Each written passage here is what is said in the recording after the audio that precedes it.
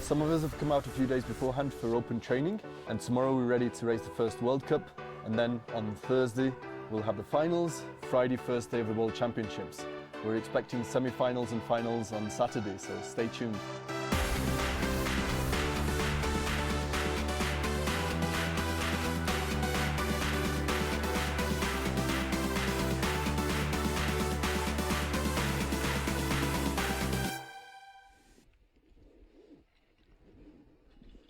A very good morning to everybody tuning in for the finals of the World Speed Ski Championships from right here in Idre, Fjäll. My name's Will Jones and I'll be taking you through the day's events, which incidentally have already got underway. But don't worry too much, you haven't missed a thing. We're going to bring you the whole thing live all the way through the day until the end of the second run this afternoon. Like I say, things underway already, but we are live right here. Keep it locked in Idre, Fjäll. That's where everything is happening today. It is finals day. It doesn't get any more exciting than this in speed skiing. We've got all the emotions and all the trips and spills of a finals weekend. Lots of news already from the weekend, and we'll take you through what's happened with that shortly. But to bring you the programme, we are at the steepest course in world speed skiing. This hill is as steep as it gets. It's very technical, and our best speed skiers in the world are at the top and ready to go. When I say events have already got underway, we've had the juniors go down and also the ski downhill, which is the second tier of speed skiing, and the S1s are at the top, barrels loaded and ready to go. We've already had a course record here this weekend, and the crowd literally went wild because it's the hometown kid, well, home country kid I should say, Christian Janssen, who broke the course record for here in Idre Fjäll yesterday at 180.04 kilometers an hour. And for those of you talking in imperial money, that is obviously well over 100 miles an hour. And these guys taking incredible risks. The guys and girls at the top are the S1s, and it's the creme de la creme of speed skiing. And we'll be getting the first round, the semi-finals, underway shortly. Now, you can never guarantee a final in speed skiing. Have a look at the sky around, and we've got a good forecast for today, which is great. We still have cloud cover at the moment, although it's looking pretty thin in places, and the local knowledge would suggest to us that we're going to have a great day.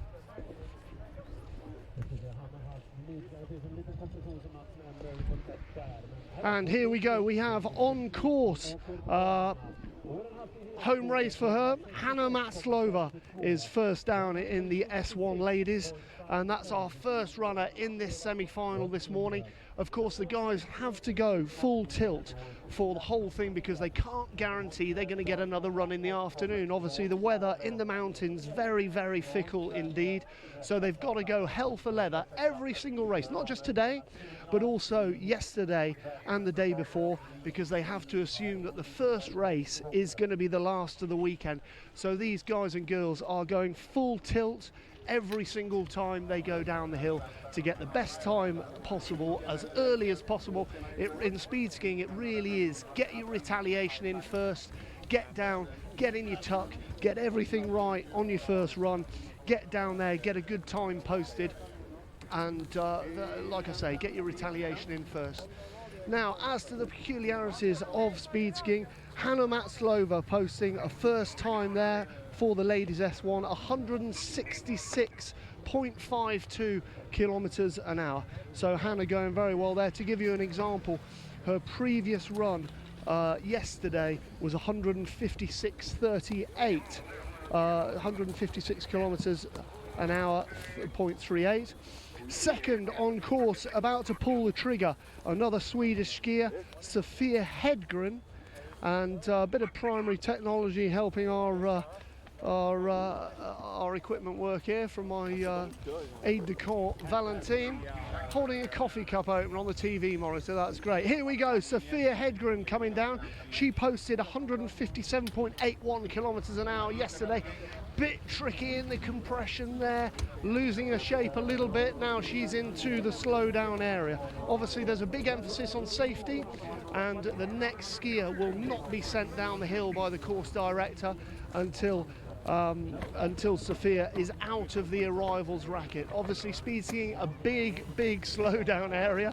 It's not like being at an Alpine Super G with a limited arrivals racket. These guys and girls get a long distance to slow down, and rightly so. And Sophia, a good run there, 162.03 kilometers an hour. And the next skier is on course, Ritto Bakland. We're keeping it all Swedish at the moment. Hanna Matslova defending her honour at the moment, 166 k's an hour. And here comes Britta over the finish line, the all-important last 100 yards of the course, because that is where your speed is taken.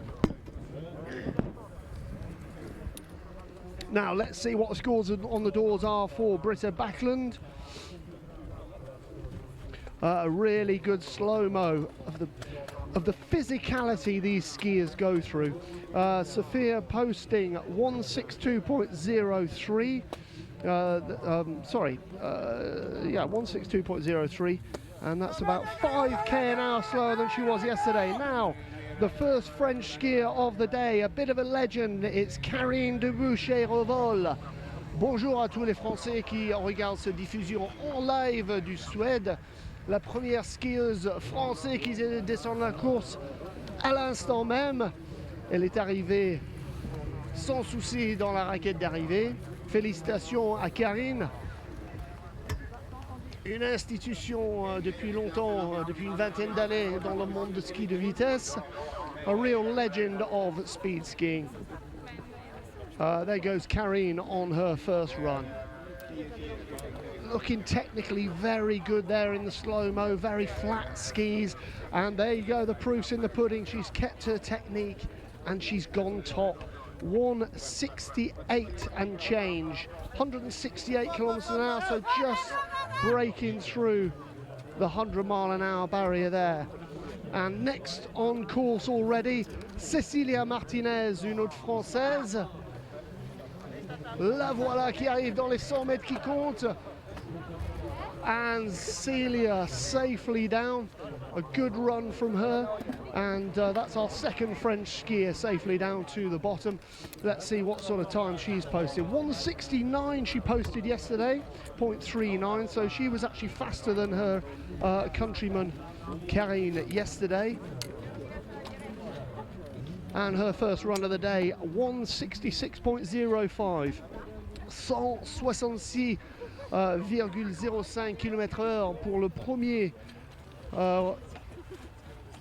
tentative sur la course pour Cecilia Martinez ce matin. C'est retour à la Suède maintenant. Return to Sweden with Lisa Hovland Urden, who's on course into the all-important last 100 meters. There goes Lisa, who posted 169.82 yesterday.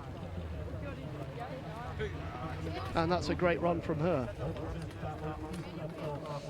Not quite as low in the tuck as we saw with Karine, and railing on her right-hand ski a little bit. The idea is it's like waterline length sailing. The more ski you've got flat on the ground, the faster you're going to go.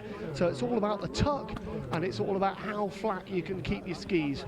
And apart from that, it's about being an exocet. Now, very good there again. from Lisa. She's second, I think, at the moment, posting a speed of 168 kilometers an hour and a bit of change as well.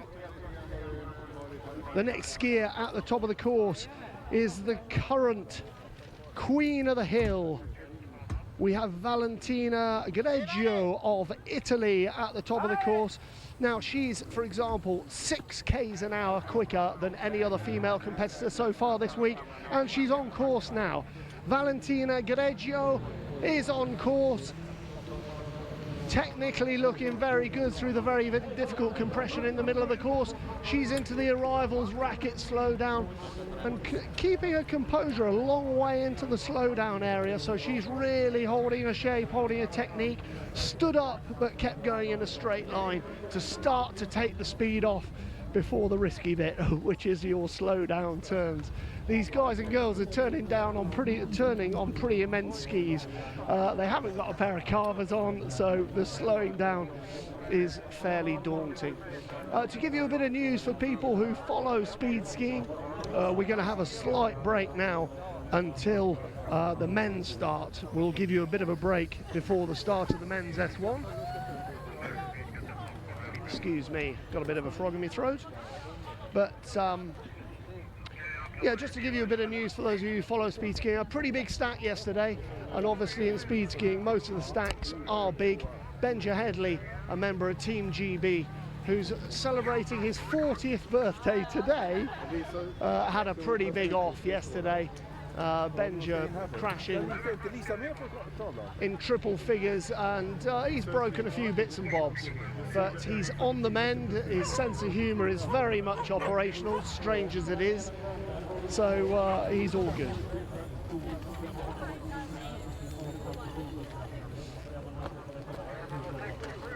And here we go, we're starting out with the men, and a guy very dutifully turning up with all the results so far for me, which is really kind. So our first S1 male is Maxime Riviera from Switzerland. Bonjour à tous les Suisses qui écoutent cette diffusion. Pardon, je parle pas Swiss dialect, mais je parle français, alors bonjour à tous les Suisses francophones. Maxime Riviera qui vient de descendre comme le premier compétiteur suisse masculin dans les S1 aujourd'hui. So the first male S1 competitor down in the form of Switzerland's Maxime Riviera. And second from the good old US of A is Rauli Karolainen. Sorry about my pronunciation of Finnish names. Karjalainen. And we'll get the results of those two for you very shortly. Here we go. Tommy Jechou is the third man on track. Un autre Français, le premier S1 masculin, c'est le Formule 1 de ski de vitesse. Tommy Jechou. Un autre skieur français qui est troisième à descendre ce matin ici à Idre Fjäll en Suède. Le plus pentu, le plus raide de toutes les courses de ski de vitesse dans le monde entier. Alors c'est vraiment high octane ici aujourd'hui. Right, in fourth is Finland's Kari Karhunen, who's on course right now. Good in the tuck, good through the compression, into the timed 100 meters now, the all-important 100 meters at the bottom of the course. And Kari, the fourth through this morning.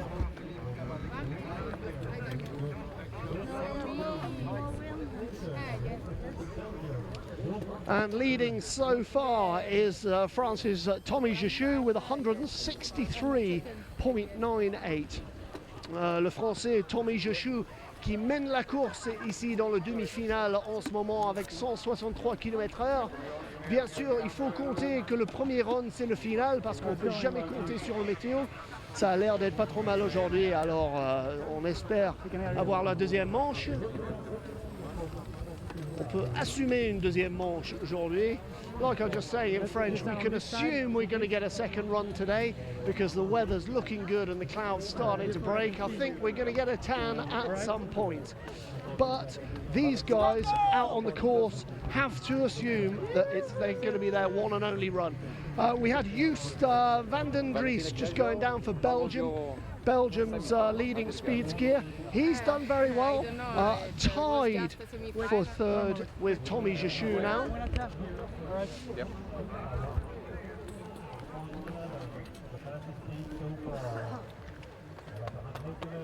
We're going to the leaderboard for some interviews with Valentine. Men då har vi nästa startande, din ung kille som kommer från Göteborg och Sverige. Vi pratar om Olaf Abramson.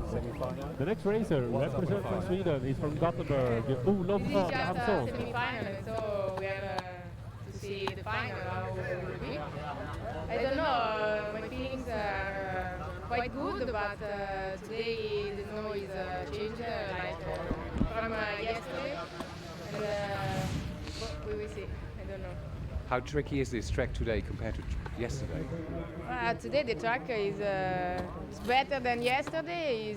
There are some bumpy in the last part, but I think that is good. It's a little bit windy today. Thank you, Valentino. Thanks very much, Valentine. And he was there interviewing, getting some course analysis, some course knowledge from the current queen of female S1 speed skiing. And Valentino Greggio coming down there fastest. I'm just checking out the results for you. And Valentina posted 1:73.40 this morning, and that's 5 k's an hour faster than Karine Dubuchet-Revol. But great course analysis there. They really have to think about what's about to happen to them, these guys, analyse the course and see how it's going to go. But the course looking really good today. The current men's standings in the S1, we have a leader, Hannu Heikkilä, and Hannu from Finland has gone down in 1:69.11. So it's all about coming out the top, boosting out of the start. There's a big ramp at the top here at Idre Fjäll. You come off the ramp, get a few pushes in, and then it's get down, get your technique right as you go off the cliff. And it is, as you'll see from your pictures, a cliff. And these guys are on 120%. And we'll get back to some more of that after our next interview with Valentine. Very strongly in some piece. You're strong here too. What?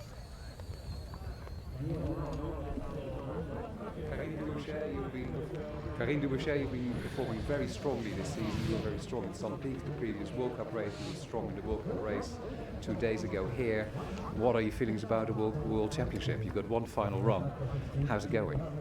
But for me, it's very important this season because it's my last season, and I hope a great result just after for the final. So you're going out on a bang.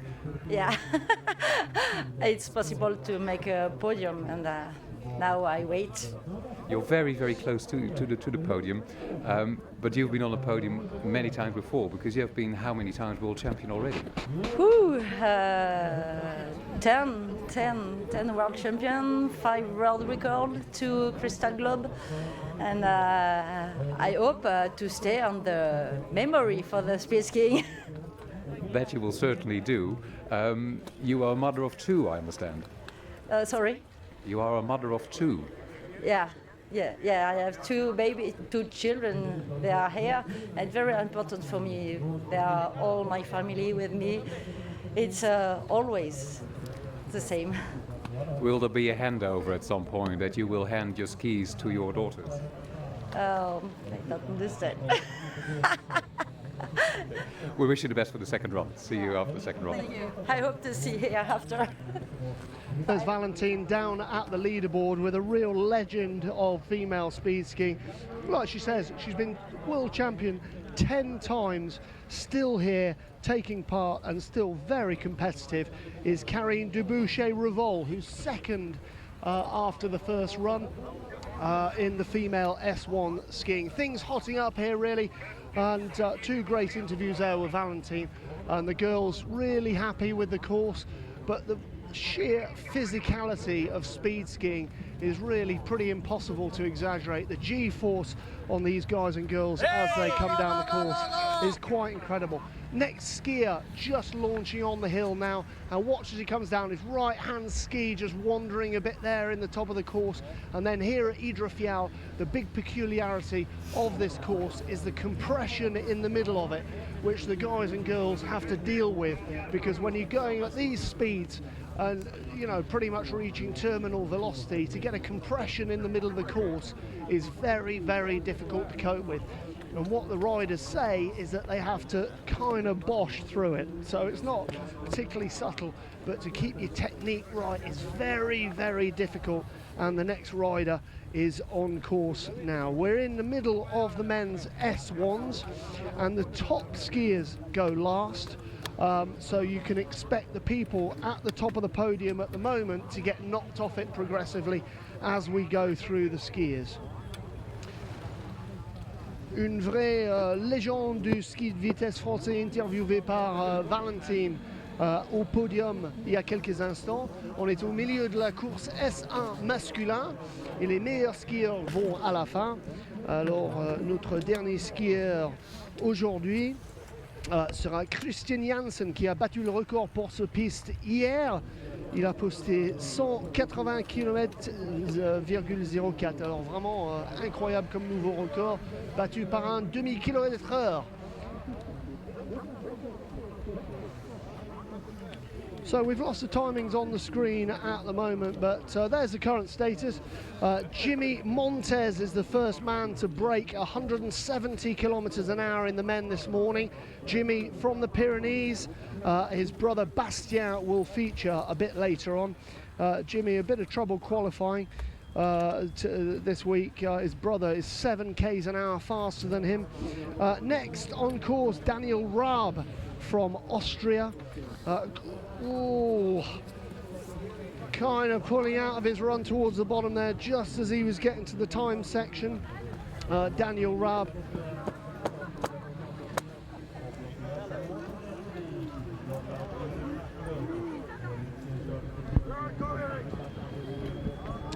Johann Holmgren was the man down there, and he was the last of the first 15. So here we are, we're into the top 16 now, starting with Erik Bakland of Sweden. He's on his home country piste here at Idre Fjäll, coming into the arrivals racket now. Watch him taking his time to slow down. A lot of these guys having very different techniques to slow down as well. So that was Erik Bakland, who posted 172.63 yesterday. Look at his technique there in the slow-mo. He's in as low a tuck as he can. His knees working like hell to keep him on course. And there you go, the proof's in the pudding. He's top of the heap at the moment, Erik Bakland. Good technique, and he's beaten Jimmy's time by 0.13 of a kilometre an hour. And here we go, Team GB, Jan Farrell is next on course. He's lost his comrade in arms, Benja Headley, who had a big crash yesterday. Come on, not that I'm biased or anything, but go GB, Jan Farrell on course. You'll see him interviewing a lot of people during the course of the day today. He's well capable of multitasking, and if you can go down a hill like that, you can do pretty much everything. Jan coming into the last 100 meters, pulling up big there towards the bottom. And just before he got to the all-important timed area, let's watch Jan go down now on the replay. There he is, railing on the inside of his right-hand ski a little bit, now left-hand ski. The technique losing a bit as he gets into the faster part of the course. But yeah, there you go. He's about 4 kilometers an hour slower than the current leader, Erik Bakland. A big crash last season for Jan Farrell, 217 kilometers an hour he crashed at last season.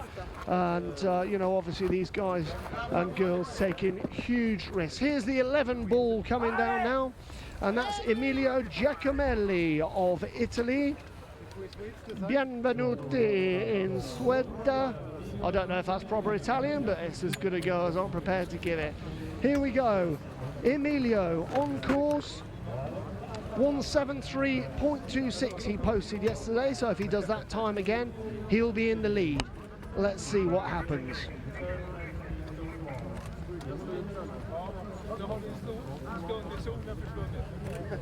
Bye-bye.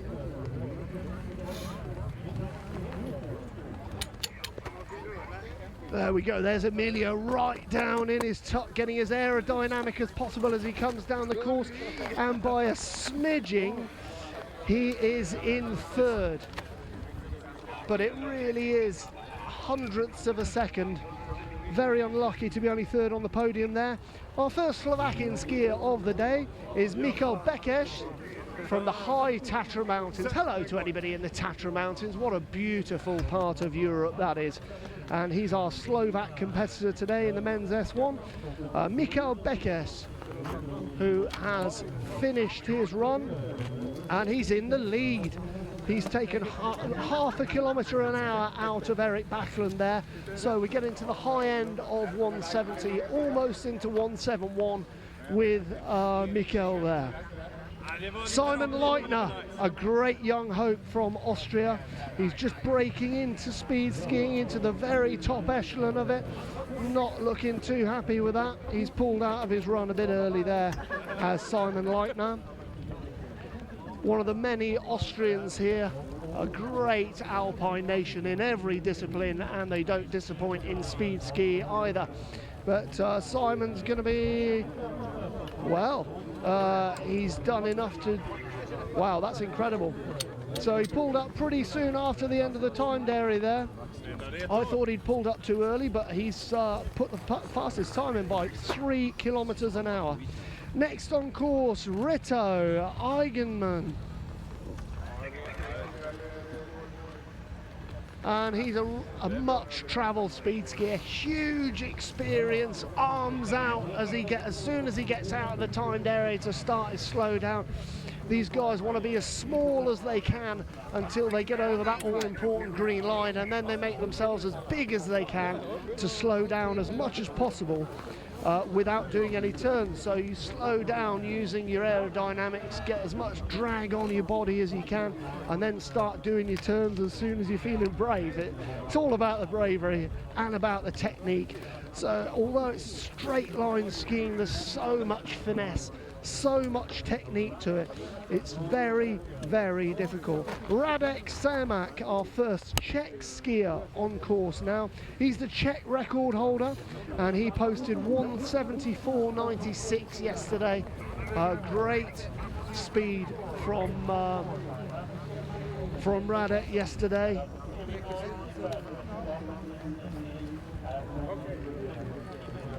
And a bit of railing on the inside of his right-hand ski there for Radek, coming down on his first run of what is hopefully going to be 2 runs today, but he's got the speed there first before losing his technique a little bit, and he's posted a speed of 174.44. That puts him top of the heap at the moment, but hang on, here comes a hometown kid, Mats Abramson, one of our Swedish skiers on course right now, looking very fast from the bottom of the course, but what's he going to post speed-wise? It's all about coming out the top, getting a good start, getting a good push off the ramp, and then getting into your tuck, getting as aerodynamic as possible, keeping your skis as flat as possible, keeping the bravery up, because there's lots of thrills and spills at speeds like this. It's like going through a concrete mixer, it's like being in a washing machine. The pressures on these guys and girls as they go down is absolutely immense. The G-force, the vibration, the noise, it's hard to, we've got some footage for you later on of what these guys go through when they're actually on the course with some GoPro footage. It is immense. Okay.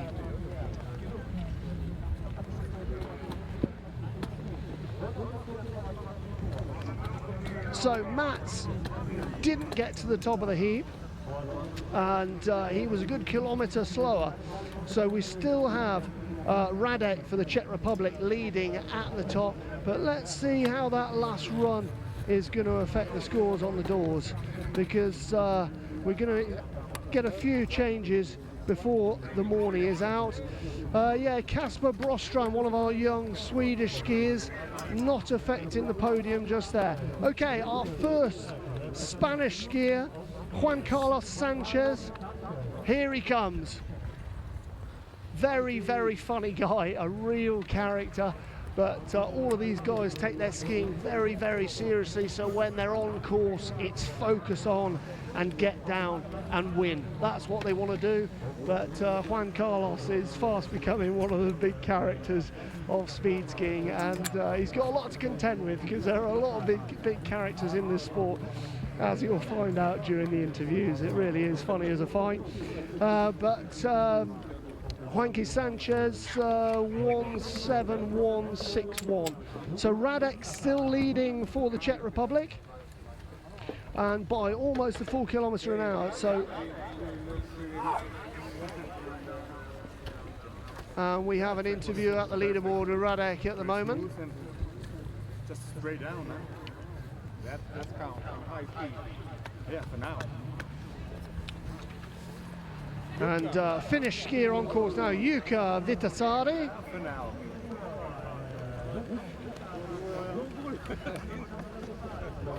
So we have a new leader. Well done, Jukka. Finland, one of the stalwart countries of speed skiing. They've got a big history in speed skiing, and Jukka Vitasari putting all his experience to play there. A great run from him, and he's taken almost a kilometre an hour out of Radek Cermak. 1:75.24 is our new fastest speed. And next on course, dropping in at the top, Klaus Schrotzhammer. The hammer is on course. Here we go. He's a big guy, big character, big heart, big bravery, and he's through and safely down his first run of the day. Let's see how Klaus has done. He's got big hopes for this weekend. Let's see what happens.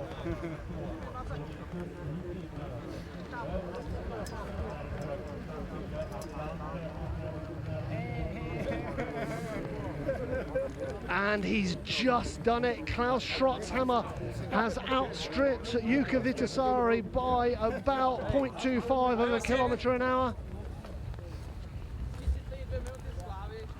And next on course is one of our French skiers, the Banda brothers. Le voilà, Bastian Montez, son frère a déjà couru ce matin déjà, Jimmy. Sur course actuellement, Bastian Montez qui a posté 178,01 hier.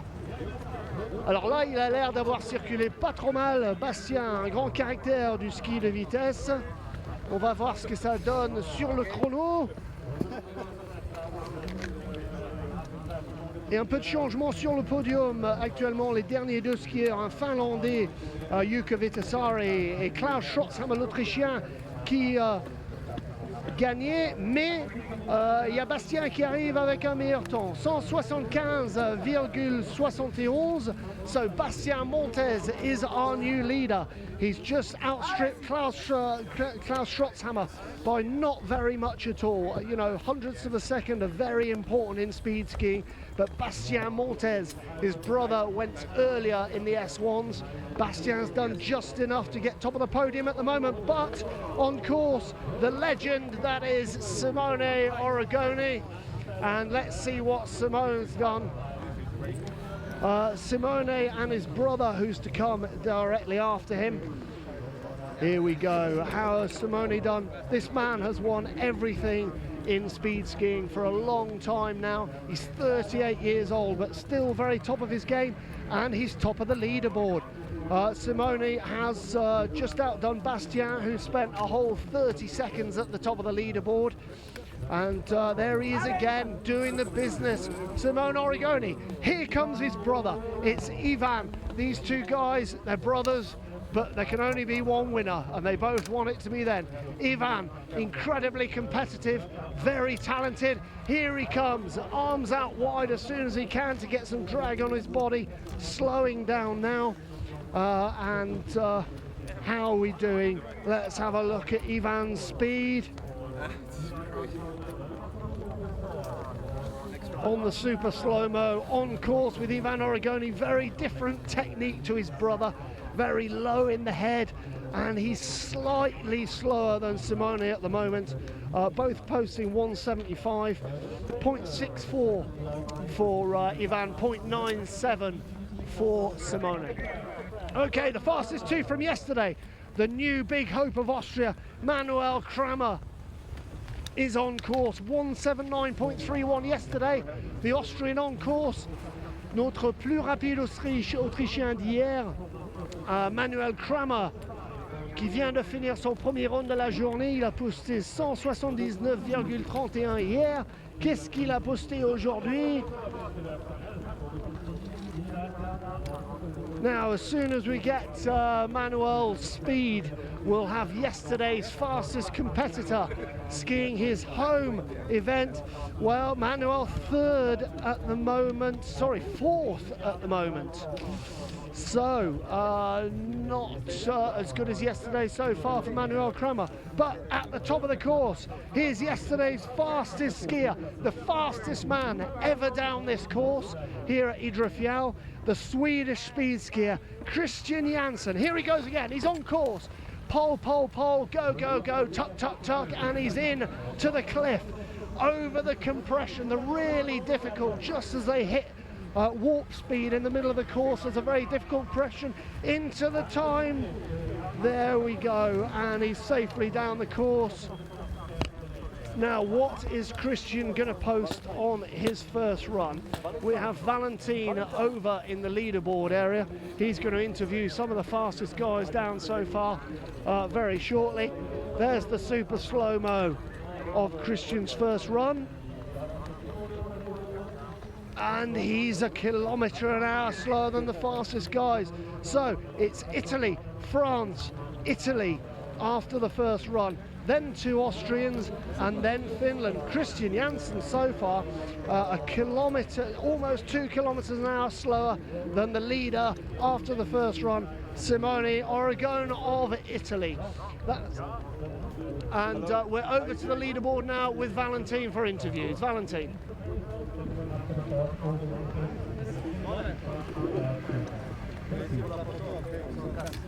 Hello everyone, first semi-final of today, the first run has finished.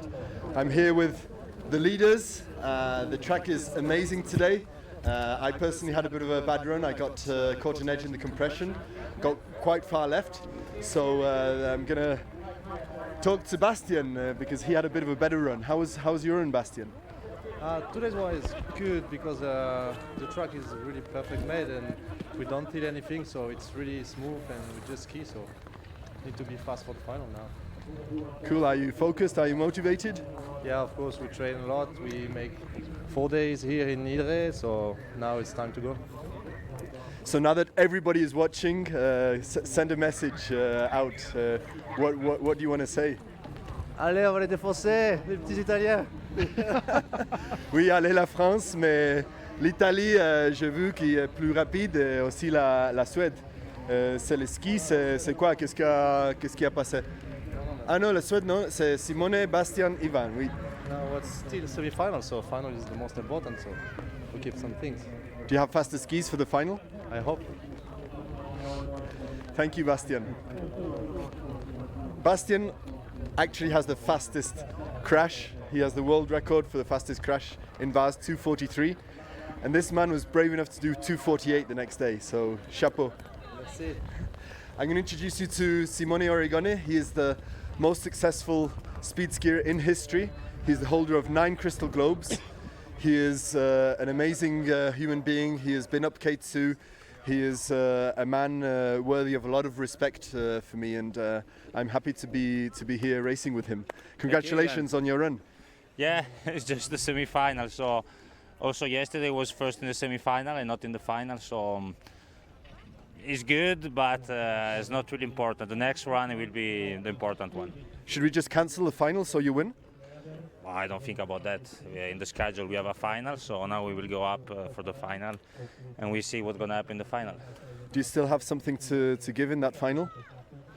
No, today I took a ski I never used in the last 3 days here, and now for the final I take the skis I was used yesterday in the semi-final, and so we'll see. But there's no condition, they are also different today, so I don't know. How did you find the track? Talk us through it, the start, the compression, we're starting from the ramp. What's different here? No, today the visibility is really bad because it's white, and the track it's okay. and it's just a bit windy, and that is always depend if you're lucky or not. How do you find the compression today? No, the compression depends also where you pass. There are places where it's better, places where is worst. So you have to try to choose the good line from the top. But it's not easy also about the wind, because the wind is coming from the side, so it can move you a bit. Great, thank you very much, and good luck for the final run of Ski Fast. So we're going to wait for Johann Oregoni to finish his interview with the Swedish media. We'll be interviewing him in French, so I'll be translating. And we've got actually Klaus Schrotzhammer in 4th place, quite close behind Johann. It's been a very, very, very tight final. Hello, Klaus. He is the Austrian world record holder.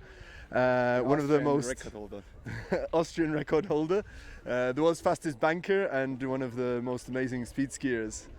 Thank you. Yeah, it's a crazy race. It's so tight.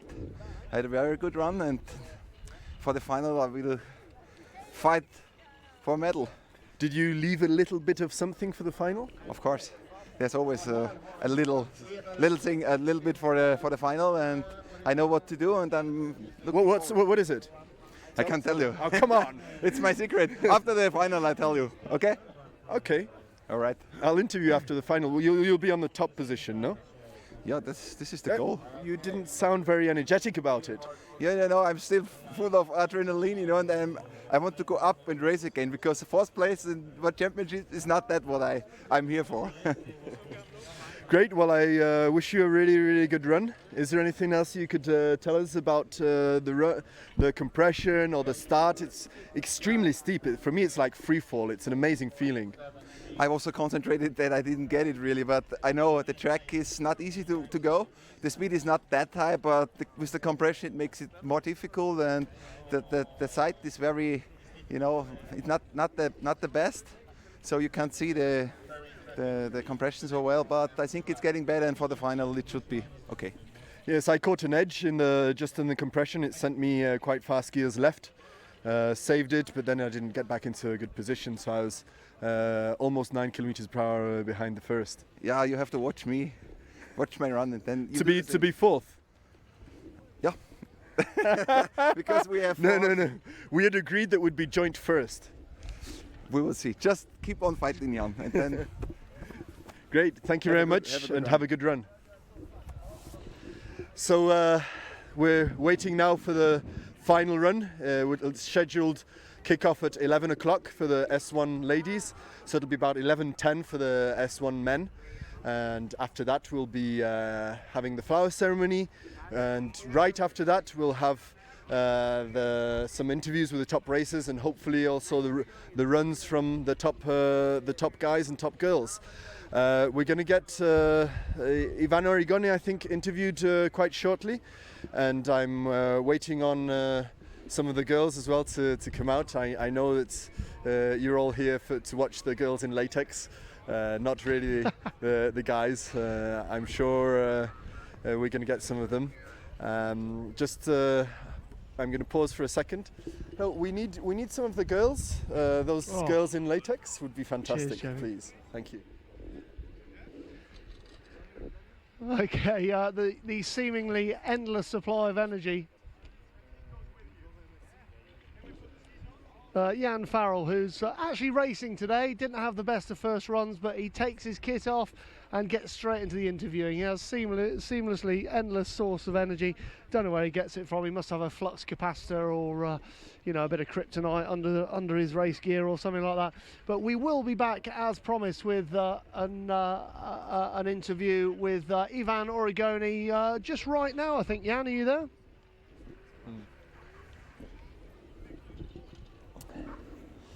We're waiting for the final run, and I've got Johann Oregoni here. He is the world's fastest non-motorized human being, world record holder for speed skiing.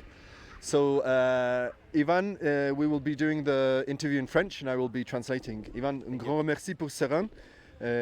C'est troisième, tu es troisième. C'était bien ton objectif, ou tu voudrais un petit peu plus vite? Quand tu es troisième, tu cherches toujours de prendre le premier. Mais pour moi, c'est pas facile ici parce que dans sa piste, je fais toujours. J'arrive pas à faire de bons rangs. Alors troisième, c'est bon. Mais le rang après, il change tout. Alors on peut faire aussi sixième, cinquième, quatrième. Alors si on cherche le premier, c'est mieux. So I asked him if his third place in this semi-final is if he's satisfied, and not surprisingly, he's not satisfied. He's always pushing. He would want to be first, but this track is complicated. He says with the compression, it's a bit rock and roll. Yeah, and he says that anything can happen in the final. That's the big run, and he could also be fourth or fifth, but he's going to be fighting for first. Ivan, parle-moi un peu de ces pistes là. C'est un peu différent. C'est très la peinture. C'est au sommet, c'est incroyable. C'est plus que vert. Et après, il y a la compression. Qu'est-ce que fait ces pistes différentes? Oui, toutes les pistes sont différentes. C'est ici, il faut dire merci à Idre parce que l'on fait beaucoup de travail pour pousser des neiges au sommet et faire la piste un petit peu plus longue pour chercher de faire 180. Et hier, il a réussi les Suédois, alors je suis très content pour la station de ski. Et pour moi, c'est pas facile parce qu'il y a beaucoup de compression et puis les cellules sont dans l'air qui n'est pas rapide. Et alors, les personnes qui sont plus lourdes, c'est plus facile pour eux. Moi, je ne suis pas très lourde, alors j'ai des problèmes toujours ici. Qu'est-ce que c'est lourd? Lourd pesante, weight. Ah, oui. Lourd. Oui. So Ivan has explained that the Idre Fjäll has done a fantastic job pushing snow on the top. They've actually made the track larger, higher than ever. So that also explains Christian Janssen's track record at 180 kilometers per hour. So it's a very technical course. We have the compression and the extreme inclination with 120%, 52 degrees gradient. It makes it one of the most interesting tracks, and also the weight influences a lot here. The lighter racers have an advantage in the compression and are affected less by it, and they can stay in a tighter position and not get affected so much, and charge through that timing into a better position. So anyway, good luck for the final run. Bonne chance pour le dernier run. Et merci pour l'interview. Merci à vous. Salut. With us now is going to be Eric the Viking. He is one of the local heroes. It's his first year in S1. Hi. Hello, Eric. Hello, Farrell. He's also a professional rock musician, dancer, and one of the chief entertainers of this sport. Congratulations on your run. Thank you. Thanks for the kind words. I wasn't talking about you. Oh, okay. No, I was. He's an amazing human being. No, thank you. You too, Farrell. Oh shit! No, it's been a good day. It's a bit rocky, but it was very fun. Very fun. The rocks are quite far on the sides. Does that mean that you went too far to one of the sides? Oh yeah, of course. You know, off the road. Like, that's good. Bit freestyle, so you have something to work on for the next run. Yes. What would that be? Like in with the skis more, aiming straight. So you're a bit too wide, Yes. maybe on the edges? Yes, at least in the beginning. I was too pumped up in the beginning, so it was like... you started in front of me and you had a wild start. You were really charging it down. Oh, yeah. Do you think that's fast? Yeah, kinda. If I just come into the position much further. Okay, and what's your objective for this final run? What are you going to do? It's your home track, you know, you're here, you know it like the back of your hand. Yeah. Your family is watching, everyone on YouTube and on Facebook is watching, you know, what are you going to do? Yeah, I'm gonna aim for the big 5. I got my secret on right now, so we'll see if I can make some speed. Can you just tell the whole audience and everybody who's watching what your secret is? Bunch of love. Thank you, have a really good run. Same to you, Farrell. So back to Will. We will be shortly doing the finals, and I have to get ready for my next run. So, bye. Thanks very much, Jan. And like he says, he's actually involved today as well. You'll have seen him on the first run. Jan Farrell of Team GB here at the World Speed Ski Championship Finals. in Idre Fjäll, this beautiful mountain in Samiland in Sweden. And they call this the very bottom of the Arctic Circle. If you're up here in the summer, this place is teeming with reindeer all over the place. And this is the southern extremity of where they come to. And we are at the steepest speed ski hill in the world. This is steeper than Vars in France, obviously a very famous speed ski location. But this is it. This is the sharp end of the wedge. And it's all happening here today. Now look at the weather, which always looks a little bit better on the telly than it actually is. But we do have good conditions. We've got breaks in the cloud.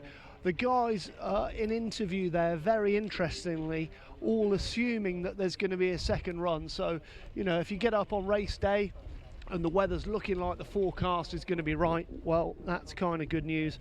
And some of them even suggesting that they might have saved a bit for the second run. Different tactics, different amounts of information been divulged by some of the skiers. But Jan interviewing some of the current real legends of speed skiing there, and people who just have incredible amounts of bravery. You know, he's talking about Bastian Montez, the French skier from the Pyrenees. He crashed in the what up to now is history's highest velocity speed ski crash at 243 kilometers an hour, and he got up, went out the next day. Luckily he wasn't injured, and he went out the next day and skied 248. I mean, these people have got incredible amounts of bravery. Simone Oregoni not counting his chickens. He's in the lead after the first run, what we're calling the semi-final, although as we were saying earlier, every run in speed skiing is the final, because you have to assume there's not going to be another run. But 11 o'clock, we are going to have another. So Simone not counting his chickens because he's in the lead after the first run. And there we go. On screen at the moment you can see the best 5 male skiers from this morning. There we go, coming through the finish line. You'll see the 100 meters timed, which starts with the broken red line and finishes at the constant red line. Those are the all-important 100 meters. But the preparation for that 100 meters all takes place on the hill above. You come out to the start, you've got to get a good start, get some poling. On screen at the moment is Klaus the Hammer, who is 4th after the first run, and he went very well. Klaus Schrotzhammer, that's some footage of his first run this morning in the male S1. And here comes Johann Oregoni, one of our 2 Italian brothers. Italy, a big country in speed skiing as well. It really does get a lot of kudos and a lot of coverage in Italy. And that's Ivan's first run this morning. He's the world record holder, as Jan was saying in interview. He's the current world record holder. And here is Bastian Montez, our 2nd fastest on the hill today. He's from the Pyrenees. And again, Andorra is a bit of a mecca for speed skiing as well. Here goes Bastian.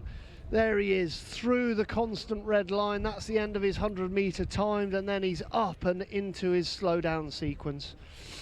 And here's our fastest man of the morning, the legend that is Simone Oregoni. Time from now, there's his 100 meters, there's the end of his 100 meters. And then the green line obviously tells them that it's all over, just to make sure they know they finish and they can start slowing down. And obviously there's some footage of all the guys at the bottom waiting to see if their time's been beaten. And here we have Valentine with some insiders information. How are you, Valentine? I'm good, thank you, Will. Now, what do you make of the first runs this morning? It is super tight. We can even see that Jukka Vitasari is in the mix as well, the flying Finn. At this time, I would not want to bet sort of against or on anyone. It's extremely close. I noticed the wind picking up a little bit. That is a little bit of cause for concern. I would assume that we can still start from the higher start, so we go up a bit further up the hill. and I would assume that then we might get results more like yesterday, where it becomes faster. The transition over the edge is tricky. If you don't keep your position there, you would lose time, which you won't be able to pick up. Yeah, at this time, they're all in the game. Yeah, it's all to play for, and like you're saying, very important. So the top of the course changing in the second run really does transform that at the top into a compression, and the idea for the skiers, their technique and what they try to do is plan for going off the edge of a cliff literally by keeping their skis on the ground. So some of the concepts from alpine skiing are transferable into speed skiing, because the more you can keep your skis on the ground and flat, the faster you're going to go. Any air time is bad time. Absolutely, yeah, that's the same as in alpine. You want to keep the skis flat, you want to stay compact. The difference is with alpine, we've got fewer big jumps, so to speak, or big bumps. So it all happens in a very sort of small margin. So where you see alpine skiers bouncing around more, with us it happens within sort of a couple of centimeters. So if an alpine skier moves 10 centimeters up too much, we will have the same impact, I suppose, as a speed skier doing about 1 centimeter going up and down. Yeah, the margins, as the speed goes up in speed skiing, obviously the margins become a lot finer. Your chance to have a reaction, enough reaction time to correct something is limited, and therefore it's more dangerous, and you know, we do have crashes, unfortunately. Yeah, well, that's part of skiing, that's part of winter sports. What you do see at these higher speeds is that it is training, it is reflexes taking over. You can't think anymore. Either you are able to do the run and save the mistake, or you can't, because it goes too fast. You might be able to. Well, man is designed for walking 10k an hour, and I believe everything faster is already compromising your skills. So doing this at 150 or 180 or 230 kilometers an hour, does make the whole thing, of course, a bit harder. Yeah. So when you're out there, I mean, you've been there and done it, Valentine. When you're out there on course, what you're saying is you've done as much prep as you can. You focus, your concentration is on. You've got the talent, you've got the technique, but then you're kind of running on instinct and bravery. Absolutely. It's 50% a mental sport. You've got to be completely confident that you are going to perform and make the run. Yeah, as we're talking, we're watching a point of view run.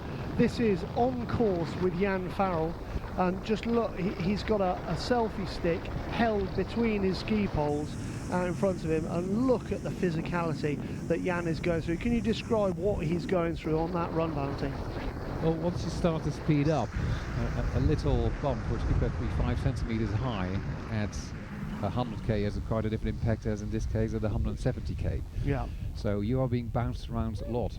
So you want to try to maintain the position. So you're one sort of huge shock absorber, trying to absorb these relatively little bumps, but you're being propelled at it with a much higher speed than in most other winter sports. So at high velocity, you are literally making a mountain out of a molehill. I mean, every slight little bump you go over is a pretty big event when you're doing those speeds. And the more you can correct things, keep your skis flat, keep yourself aerodynamic, the more successful and fast you're going to be.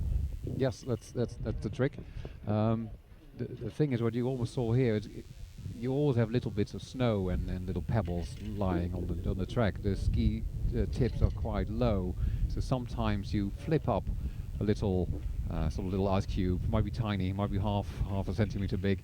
It hits your helmet like you think you've just been shot with a gun or something. It's quite violent. Yeah.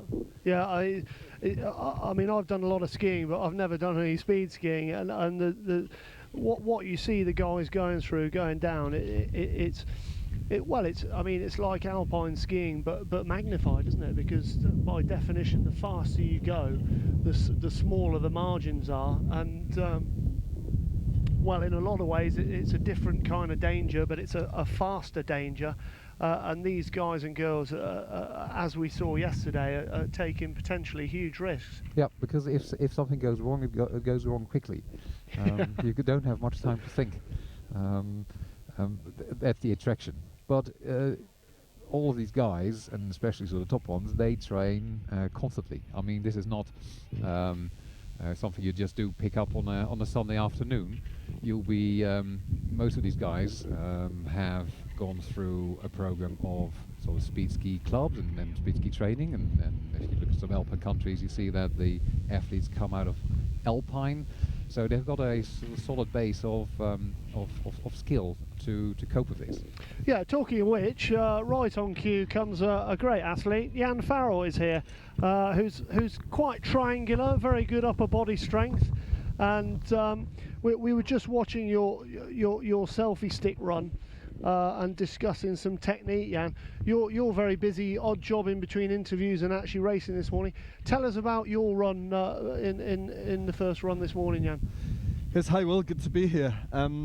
Yes, my run was quite solid until I caught an edge in the compression, which sent me with my right ski quite far left, actually almost outside the red line, which is sort of the established maximum width of the course. So that cost me at least 2 or 3 kilometers per hour because of the extra meters. And then obviously opened up my position as well, which cost me another 2 or 3 kilometers per hour, which brings me down to the 166 kilometers per hour that I did. Yeah. So that seems about right. I think I've got another 6 or 7 k's in me, which I can really, with a good run, get down there and be way in the top 10. Yeah, I mean, let's hope that this wind drops a bit before the second run starts at 11 o'clock, because we're watching on screen at the moment Jan's run from this morning. So talk us through this as you're going down, Jan. It's a good start, nice flat ski at the top. The line is possibly slightly too far to the skier's left. Slightly wide on the skis, but there you can see I caught an edge and was fighting to be in the line. Actually touched the red paint on the ground, so which must be pretty squeaky bum time, isn't it? Yeah, no, that's really not fast. You can see that in the top part the position's acceptable. That's where I'm just about to hit the compression, and you can see that was it just cut off before, but that's really where I caught the edge on the right ski. I was a bit too wide, and the bump made the ski react, and that's why I turned all the way to the left. So hadn't seen my run, just saw it now, and it's really very helpful to see. To have a look back and see what went right, what went wrong. Yeah, we use a lot of video feedback, so I was just about to go over it with my coach from our camera, which we've also got it on video, and it's very useful. You can see that it's a bit too wide. Position isn't bad, but you can see how the skis are actually braking there in the timing, and that's not fast. So that's after I already got the problems. Yeah, and you know, there's a lot of talk here at Idre Fjäll about the compression. And it's not all about the compression. You've got to get a good start, and then you've got to get into a good aerodynamic tuck as you go off the cliff. But dealing with the compression here, which is a natural feature in the course, is very important. Yes, no, definitely. The natural features of this track are very different to other tracks. The sheer steepness at the top part means you have to make the most of of that acceleration. And carrying a flat ski at the top part requires you to be very brave, because it is so steep. And your body is telling you, what are you doing up here? You know, what you're lunging into a cliff. But there, of course, if you're slightly conservative on the top part, it costs you a lot, and you have to be really stable, really compact, in a perfect position.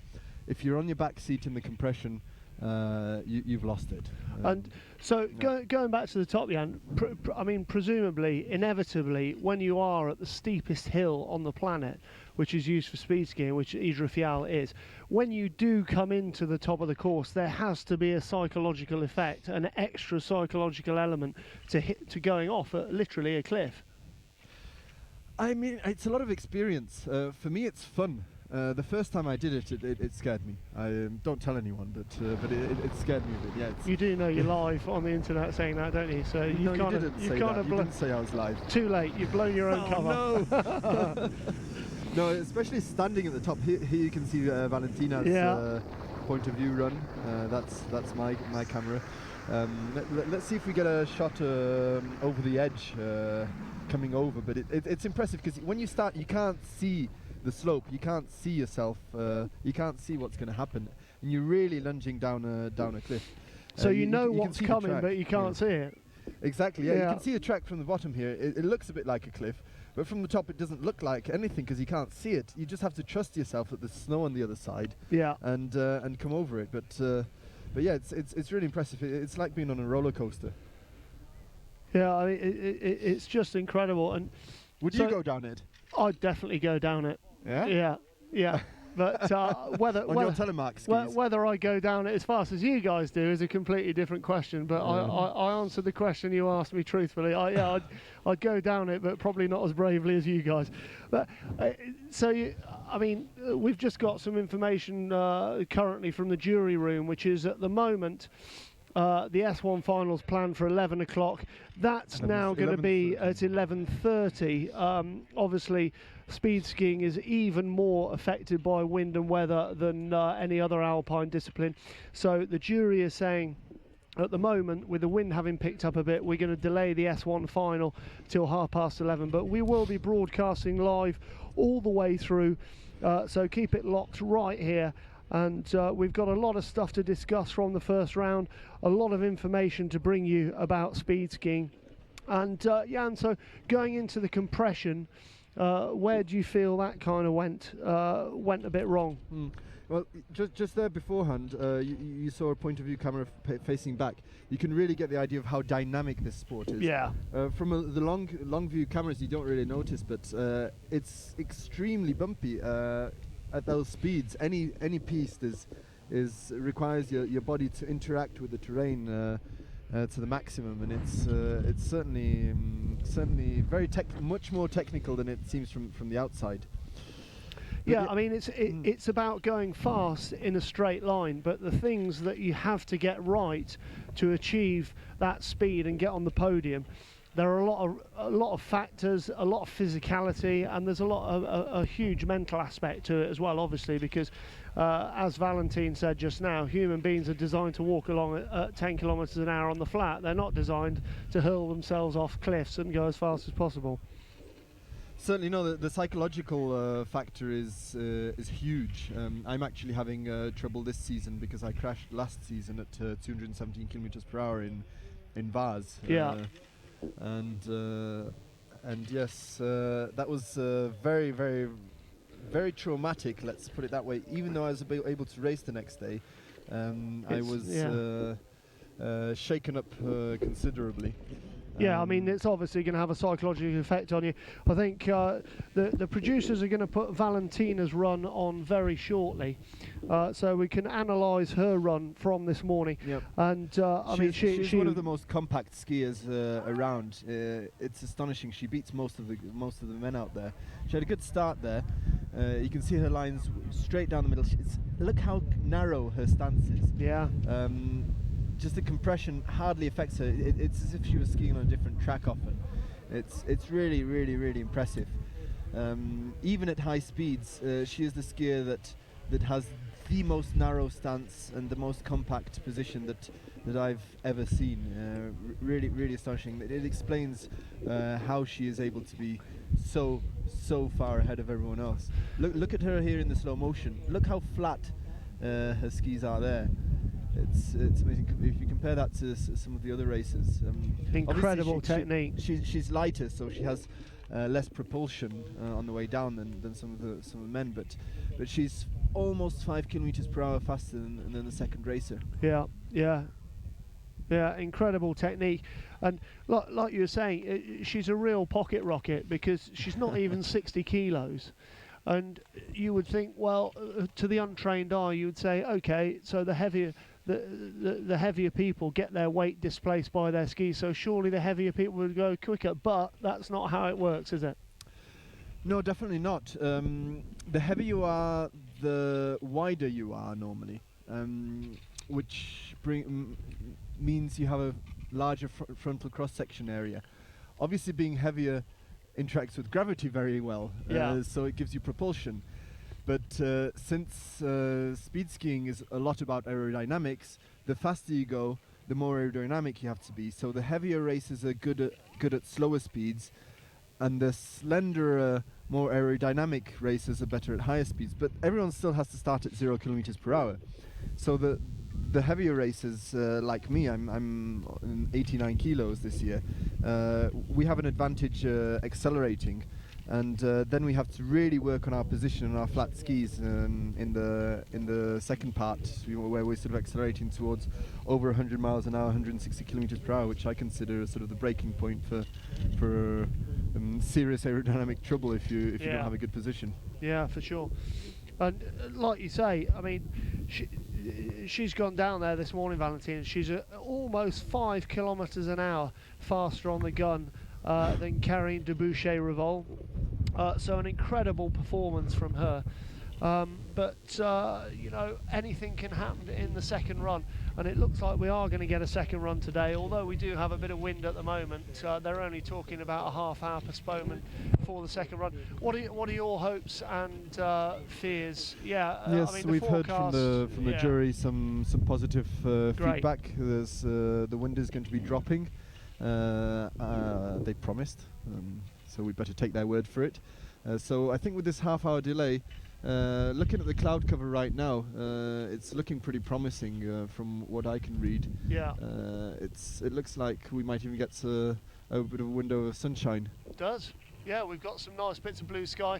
Actually, there's sun on the track right now if you have a look. Yeah. It's just coming over. There you go, some beautiful footage of the piece here at Idre Fjäll in Sweden. Hope you're enjoying the show. We have a final run to come, which looks like been delayed till 11:30, but we've got plenty of analysis from the first run and lots of facts and figures to bring you, to get you into the sport if it's the first time you watch. Very exciting for the sport today, Jan, because this is the first time that we've had live coverage of the finals. Yes, so now we're going to see my track preview from the other day. So I'll be taking you down the track. We'll be going through the steepest parts from the start. And it's, as I say, it's really impressive when you're standing at the start, because however close you get to the edge, you don't really see how close, and well, you don't really see the track. It's frightening. So look here, you'll see on the screen me on the start. Good morning from Sverige. This is Jan Farrell. I'm on the top of the World Championships track. I'll be racing down here next week. It's looking amazing. This is a ramp. It's bigger than ever. And we're on the top of the steepest groom slope on this planet. I'm going to take you down it.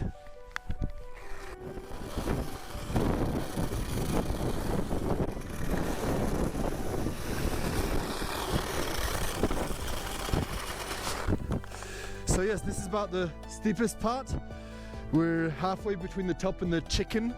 The chicken is the training start and the qualification rounds. And around here it's 52 degrees, 120%. You have to be pretty brave to go straight off the top and attack on this. And get your skis flat. Just before that, compression. Maintain a really aerodynamic position. Go through the timing. And celebrate, hopefully.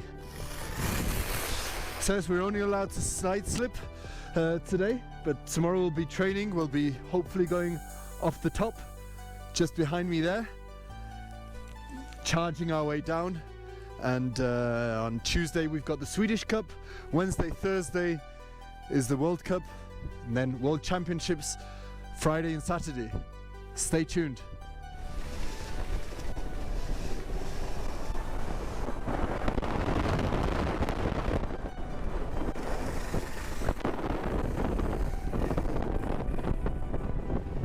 Beautiful.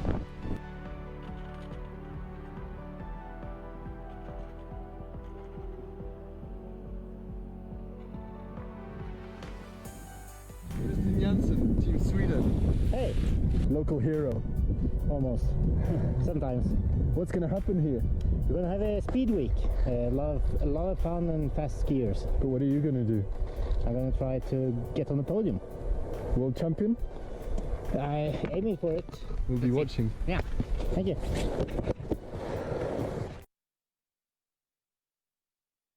To us. So yes, we're back here on the commentary. I'm with Radio Will. He's flown out from Scotland to be with us on this World Championship finals day. It's there's a bit of a wind hold. We're looking to be racing in 45 minutes. So that'll be an S1 start scheduled at 12 o'clock Central European time. Yeah, so as happened this morning, and racing actually started before our programme started because the juniors and the speed downhill skiers were going through. As you'll see from the caption on the screen there has been a delay in the S1 final start, and that will now be at midday. But that's what happens in the mountains, you know, conditions change. We've got a bit of wind at the moment. They are forecasting for that wind to drop as a precaution. A bit of belt and braces. You have to wait for the conditions to get as good as possible. So we're better off delaying. Making most of the day as well, because absolutely. There's some fantastic setup by Idre Fjäll here in Sweden. We've got some pretty avid spectators. The ambience in general is looking great. People are happy. We're getting gifts. We're getting some Nature Valley protein bars, some protein shakes. Have you tried that hot chocolate yet? Not hot chocolate. Oh God! Yeah, Jamie bought me a hot chocolate just now. It's absolutely to die for, and it's very important. Can we just cut the live stream and so I can get hot chocolate? We'll just bunk off and go to the hot chocolate stand. But you know, things like that are very important. Not only for the athletes, but also for the crowd. You know, we've got everything we need here at Idre Fjäll. A huge Swedish welcome. I think you'd agree, Ann. They really are incredible, the people doing the organisation, and you know, the FIS yourselves are all making it happen. Now, in this second run, Jan, two things. Are we going to be able to use the high start? And second, who do you think is going to win? Not only going to win, but who do you think is going to be on the podium? Answer the second question is me, of course. The first question, the top start. I mean, the ramp, I love it. It's amazing. We get a bit of air off the top. It's really exciting. And the wind is dropping. I can see the top here, and it doesn't look as bad as quarter of an hour ago. Yeah, you can see the flags flying at the top there, but it does look a lot better at the moment. On screen at the moment, you've got footage of the 5 fastest men this morning. That's the hammer just gone down. Yes, I think Klaus can give us a surprise in the final. Do you? Yeah. He's mentally very strong. He seemed very strong in interview when you interviewed him. He seemed very sure of himself, and he kind of knew what he needed to change from his first run in his second run. Yes, I could feel his energy when I was interviewing him. He was already concentrating on that second run. He was already focused. His concentration was maximum. And he is one of my bets for that final. Here's footage of Johann Holmgren. Johann Holmgren is less constant, in my opinion, under pressure. Although he is one of the most talented natural-born speed skiers. He is the world record holder. He's world record holder. Less and good with disappointment, do you think? 8 years younger than his brother, who is the most successful speed skier in history. Yeah. But Ivan really is a natural born. He's just got it in him, and on this track he's a bit more erratic, and in the finals he's not always as constant. Here's Bastian the flying Montez. Pyrenean. Yep. Bastian Montez from the French Basque Country is one of the hottest skiers around, in every sense of the word. Hope he doesn't hear this. Very good mindset. I mean, to Yes. crash at 2:43 last Amazing. season and then come back the next day and ski 2:48.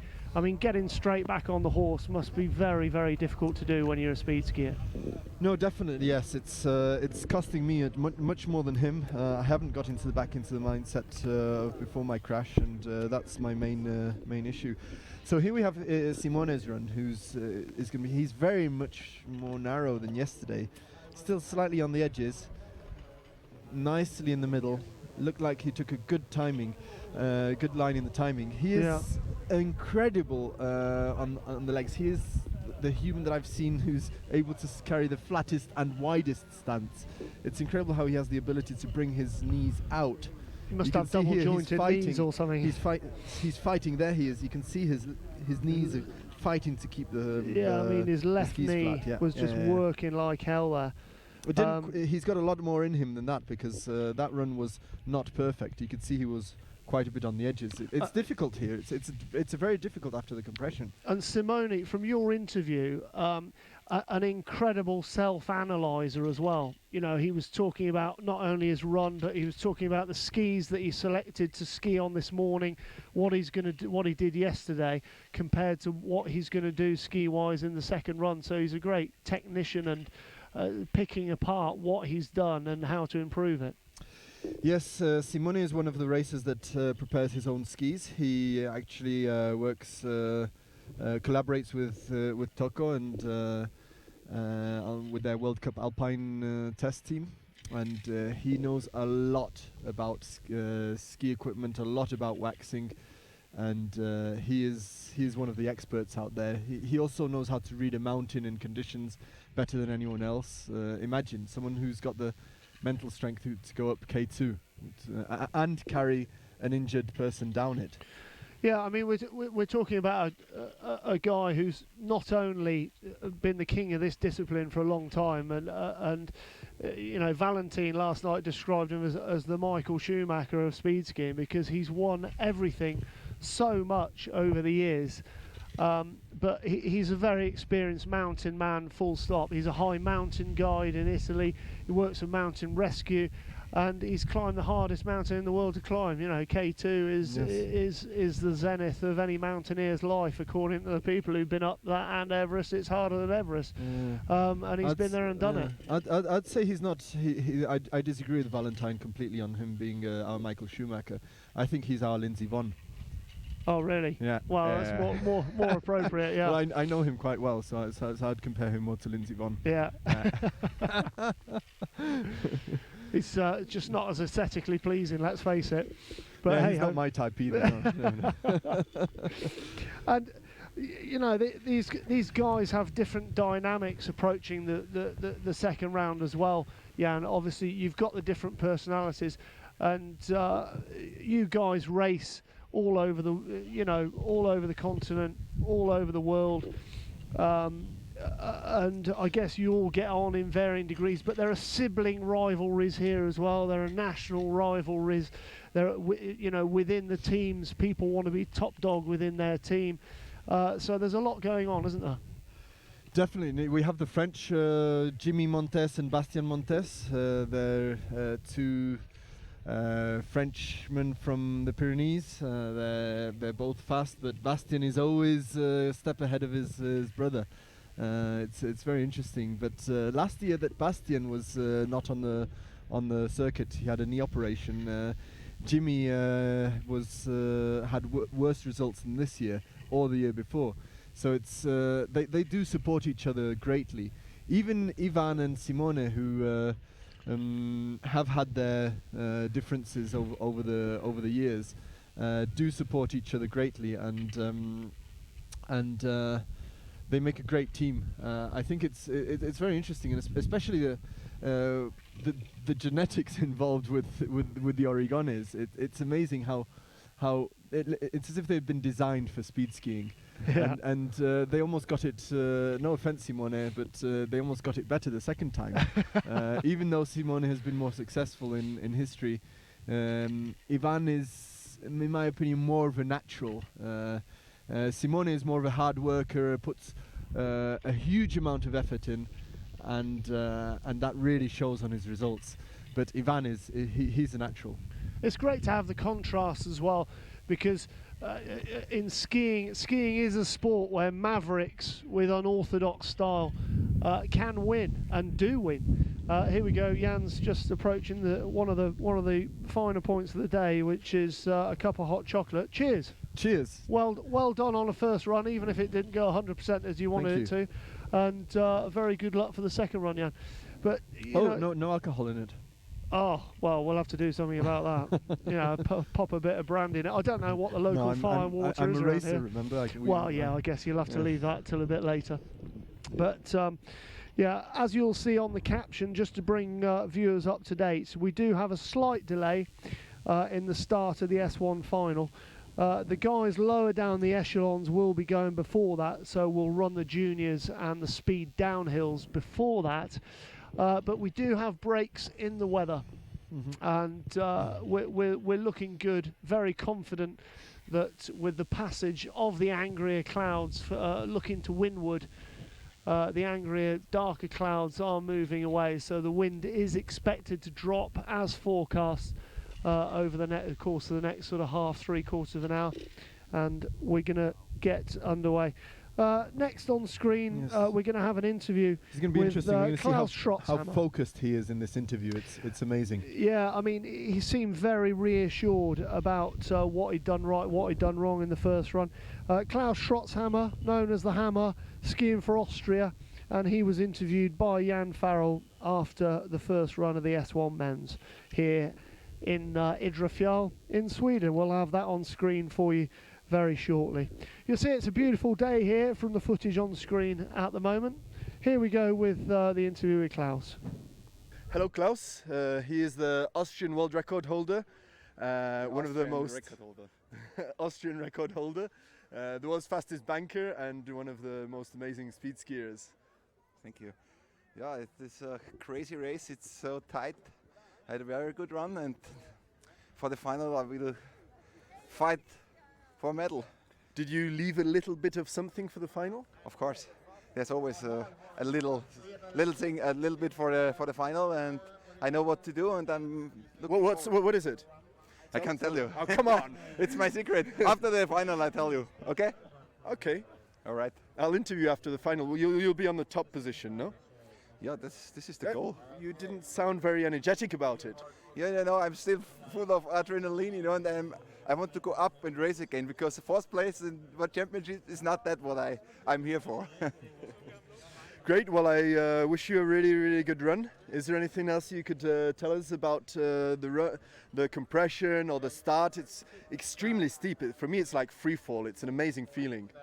I also concentrated that I didn't get it really, but I know the track is not easy to go. The speed is not that high, but with the compression it makes it more difficult, and the sight is very, it's not the best, so you can't see the compression so well. But I think it's getting better, and for the final it should be okay. Yes, I caught an edge just in the compression. It sent me quite fast gears left, saved it, but then I didn't get back into a good position, so I was almost 9 kilometers per hour behind the first. Yeah, you have to watch my run, and then to be fourth. Yeah. Because we have no. We had agreed that we'd be joint first. We will see. Just keep on fighting, Jan, and then. There we go. That was Jan Farrell, an interview with Klaus Schrotzhammer after the first run this morning. And like you were saying just now, Jan, pre-interview, he was very reassured, not disappointed. I mean, he came fourth as it is, which is already very impressive. But he kind of has that reassurance that he knows what he's done wrong, he knows what he's done right, and he's kind of already thinking about what he's going to do different in the second run before he's really slowed down and taken his skis off almost. Yes, he's less than half a kilometer per hour behind Simone. So with this track, that's nothing. Anything can happen in the final run. Really, my tip for a win is certainly the Austrian team. I'd say joint first, Klaus and Manuel and me. But no, really, they've done some amazing runs. I know what I've done wrong in this run, so I've certainly got stuff to focus on for this final run. I'm going to give it everything I've got. The compression hit me hard, and and I caught an edge, but certainly it's going to be better in the final, I promise. And yeah, it's really interesting being able to be part of this live feed, first ever online live speed skiing. It's very exciting for the sport.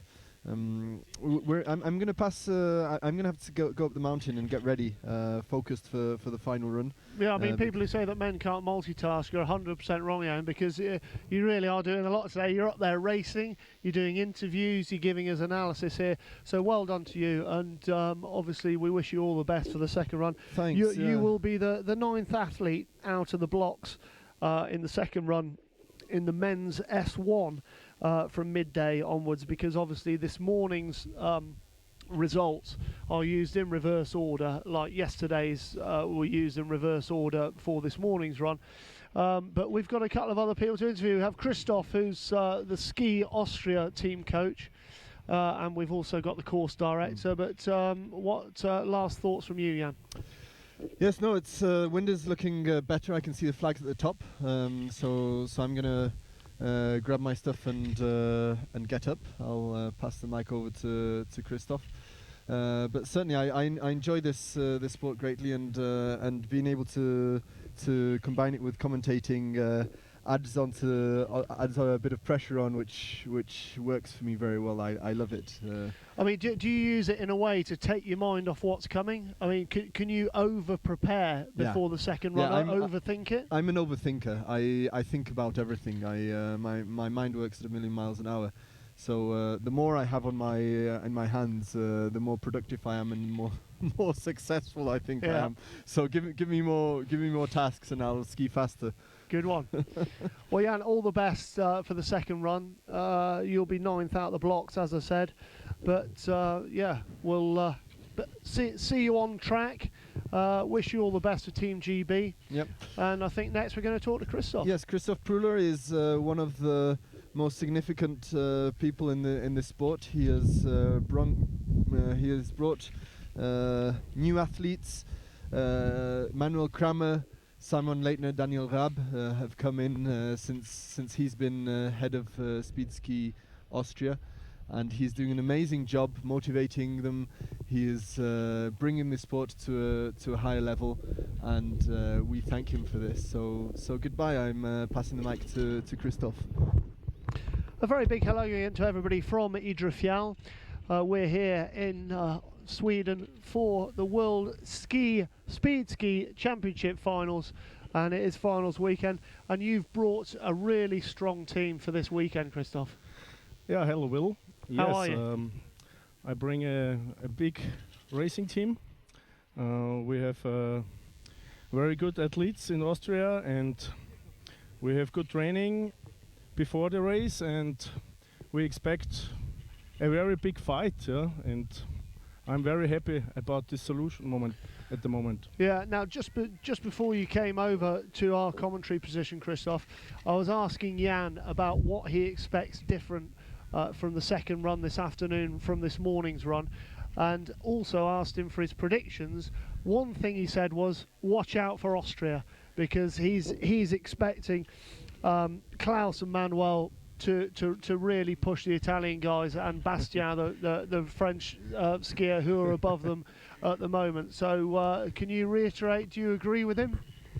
Yes, of course. I think this World Championship is one of the biggest fights what speed ski ever seen in the last 20-30 years. You have 6-7 racers very close in front. Yeah. And sometimes it's closer than 1 kilometer per hour. So this is a big tension for all the people here around the racetrack. And yes, the first run, it was a little bit difficult because the track changed a little bit to yesterday. Right. Because we have new snow and the compression is not the same.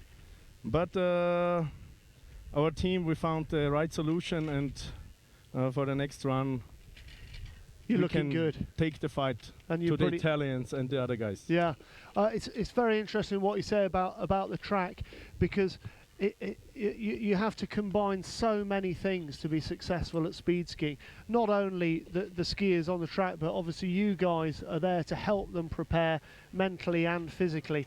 And when you see something like you're watching the conditions overnight, and you have what is basically a natural hill, and the compression here at Idre Fjäll is a natural piece of topography which you guys have to deal with, and it's part of whether you succeed or fail. Of course.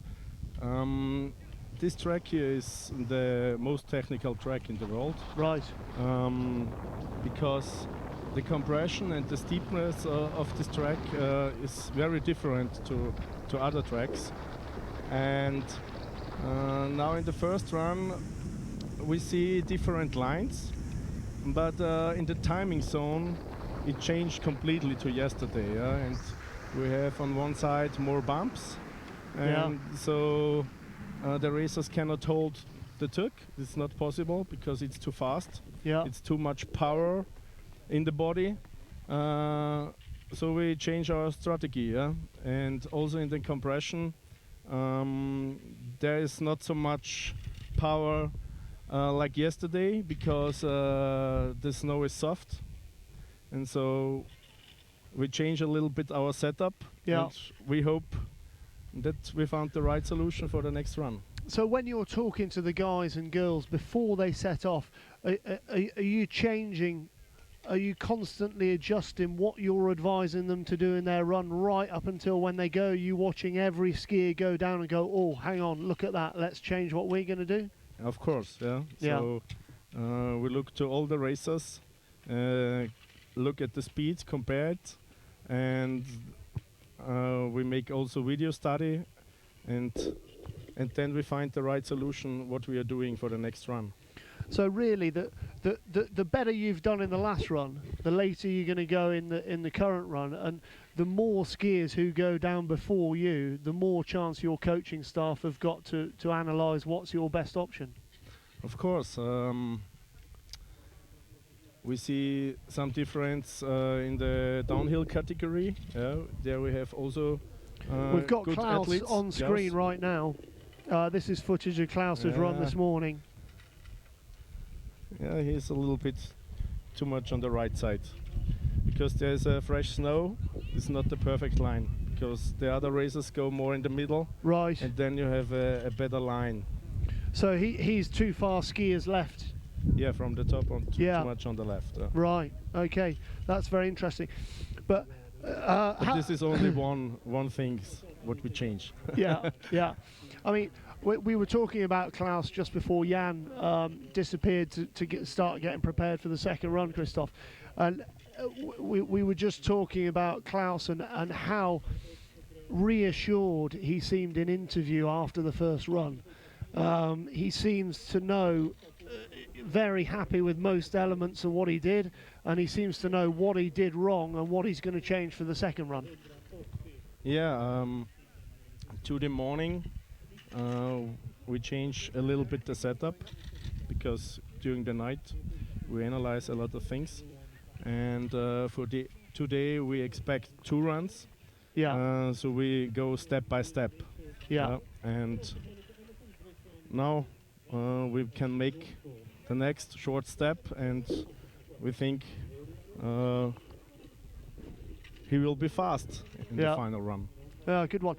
And other things that you're changing overnight from the snow conditions, would you change the wax? Do you assume what the snow is going to be the next day? No, the snow is the same. We have a little bit new snow, but the track was groomed in the night, so they mix the old snow with the new snow, and it's completely the same like the last days. Right. It's only the temperature is a little bit warmer, but we found the perfect fast wax. Brilliant. Well, good on you. Well, Christoph, thanks very much for the insight for what's happening in Ski Austria and how you're getting your guys to succeed. We have somebody with limited time now, because she is the Grand Vizier of the course. Lisa Ann Petterson, who is a Norwegian silver medalist from the 1992 Olympics. Christoph's going to go off and see the members of his Austrian team and get them prepped for the second round. Lisanne, very big welcome to the first ever live broadcast of the final of the World Speed Skiing Championships. How are you doing? Are you rushed off your feet? I'm doing good, and thank you. It's great that we can finally be live also from speed skiing. So. Yeah. Well, thanks for a big welcome to everybody in the organising committee from yourselves and everybody here at Idre Fjäll, because it's been a fantastic event so far. I mean, unfortunately, we lost one of the Brits yesterday, Benja, who had a pretty big stack. But that's the nature of ski sport, isn't it? These things are inevitably going to happen. Yeah, well, things happen, and usually we don't have any serious injuries because we just lie down to the braking area, and we can get up and do another run. Yeah. So Benja wasn't that lucky yesterday, but he will be back, I'm sure. Oh, he's pretty hard to kill. He really is. You know, he's already talking about coming back up today. So you know, there's been a happy ending on that front. Now, Lisanne, from your perspective, as the course director, what are the main things that you're focused on during the day, on race day? I want to keep the track as safe as possible for the racers. The track is in perfect conditions. What is causing a little bit of trouble for us right now is the wind on the top. For sure. It was coming down the track a little bit, but seems like it's calming down a little now. Yeah. Hopefully we can make the other run now at 11:30. Right. And from where I'm standing right now, it looks better. Yeah. So Yeah. The flags at the top are giving us a good indication, and they're a bit less bent over at the moment. Also, the nature of the cloud to windward is slightly more friendly than the cloud that's been passing over for the last hour or so. A few breaks in the cloud, and that's one of the main things that you're looking for as the course director. Yeah, we need the visibility to be okay. It doesn't have to be perfect. We don't need sunshine all the time, but we have to be able to see the small bumps and what's in the course. But the course is so perfectly prepared by these guys from Idre Fjäll now, so it's not a problem if we don't have the sun. Yeah. So really smooth and nice all the way. So if the wind just calms down a little now, we can That'd be continue. good. Yeah. And for you, Lisa, you must be. I mean, people. If you have to spend your time at work, you want to work in something which is your passion. So I mean, you've kind of got your dream job, have you? I'm just here for this week and then helping out. So I have a regular job as well. Yeah. Yeah. But I mean, it's really fun being here and meeting all the guys. So. Yeah. And do you kind of wish you were still racing? You know, it's a hard habit to break, I guess, is it? Because what we haven't said so far is that you are an Olympic silver medalist from your home Olympics as well. I mean, it can't get much more special than that, can it? Well, it wasn't actually from my home Olympics. It was in Albertville in 1992. Oh, sorry, yeah, it's 92, yeah. But yeah, that was wasn't a lifetime experience, I guess. It was very spectacular. So I've been doing this for a long time. Yeah, brilliant. Well, good on you. And you know that's one of the things about alpine sports is it's so volunteer heavy, and it relies on the goodwill of a lot of people like yourselves who have huge expertise of ski racing to make these things happen, because the logistics behind ski racing is obviously more complicated. You're not in the center of everything. There's the weather conditions, cold, you know, there's a lot of factors to consider, aren't there? Yeah, and well, for me it's good to be able to be here and give something back to the sport that I've been part of for so many years. And now I can share my experience with the newcomers and other racers and organizers. So I'm happy to be here. And you help everybody and anybody. I mean, you're a vision impaired skier guide as well. I am. And how do you go about getting into that? It was sort of a coincidence that I ended up skiing with Andrea. So I'm her guide only. Yeah. But we do all the alpine disciplines. So and she really wanted to try speed skiing a couple of years ago. Incredible. And I asked her, "Are you sure?" And she said, "Oh yeah, I want to try." So we went to a little hill and tried out, and she did really well. So before before the competitions here, we had a training day, and Andrea was here with me, so we actually made a run from the top here with her following behind me. Wow. And she clocked in at 160 kilometers an hour. No way. Yeah, that's pretty incredible. Oh, it's just extraordinary, isn't it? And you know, we have a pretty good British team on the vision impaired front as well, and you know, these people are just total legends, aren't they? But they wouldn't be able to do it without people like you. And it takes two to tango, literally, doesn't it, when it comes to vision impaired skiing? But how you know, they can take the decision to go and do that is just baffling, really, isn't it? Yeah, it is. I mean, she must trust me a lot. Yeah, I reckon she does. Yeah, and probably with very good reason. But you know, I've been out. I was on my motorbike in New Zealand, and the guy I was with said, "Oh, try shutting your eyes for as long as you dare." And I did it for a few seconds. But oh, it's a bit scary.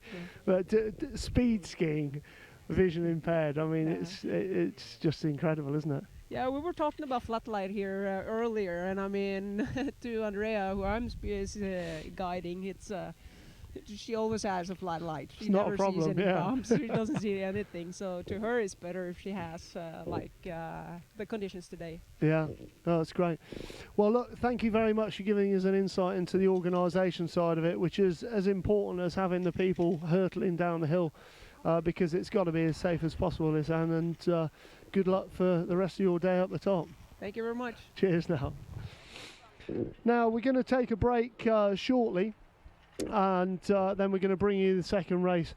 We're going to bring you more information on the screen as it breaks, but we are expecting at the moment for the S1 finals to start at midday Central European time. So if there's any change in that,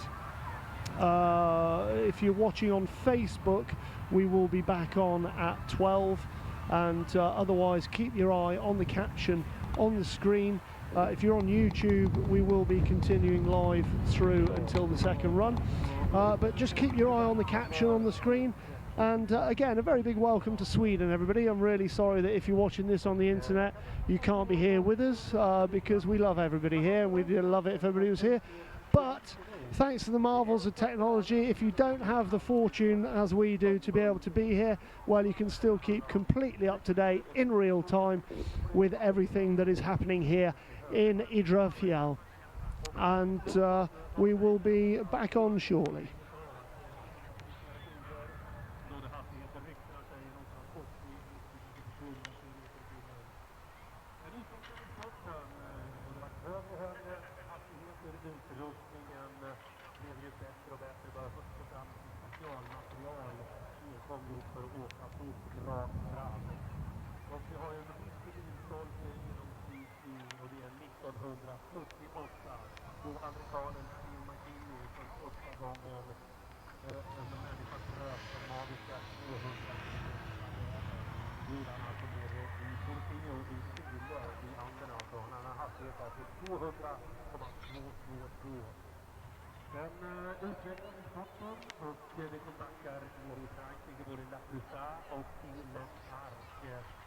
Och där nåddes hastigheter då en Frank Weber, en österrikare, hade varit upp 208 km i timmen. Det var 212 utav engelsmannen Graham Wilkie. Sedermera 1987 var vi tillbaka i Torpedo och så var det Bonigacian, fransmannen Michel Trotteur, som satte ungefär till 217,68. Det vet jag, för då var jag med och tävlade där nere i Torpedo. Hastigheterna ökade och det blev alltså över 220 km i timmen. Sedermera 223 har jag för mig världsrekord på. Sen fick vi äran att vara med i de olympiska spelen i Berlin 1992.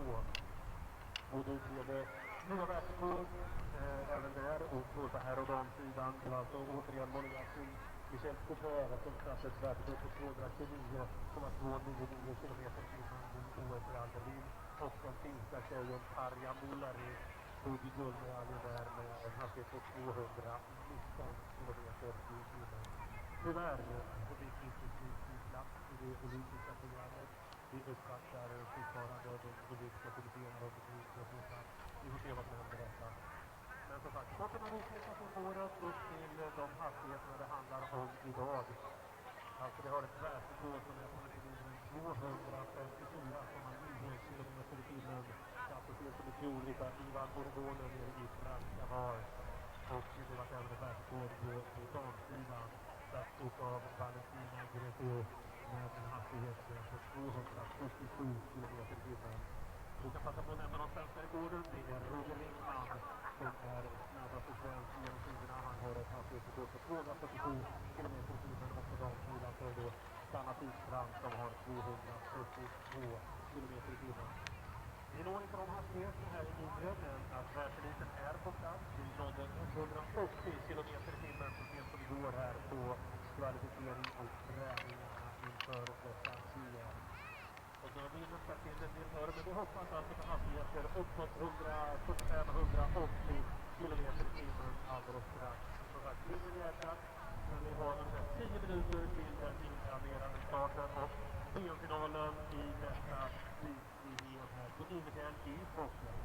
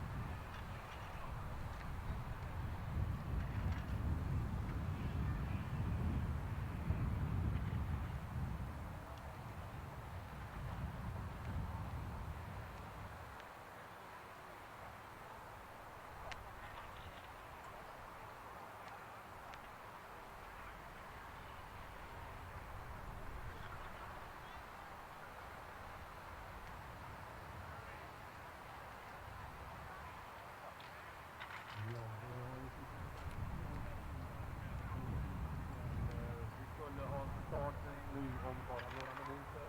Men vi har alltså gått i vår tekniska delegat och bilderna för att se om det är okej att köra. Vi hoppas det och att vi alldeles strax ska ha klara besked om vi ska köra eller inte. Utan att om vi nu lugnt alltså inte kan köra, då kommer vi skjuta på det utan allt innan med de beskeden vi har. Det kommer just nu. Alldeles strax så ska vi få reda på hur starka bilderna är uppe i den så kallade Fjäll.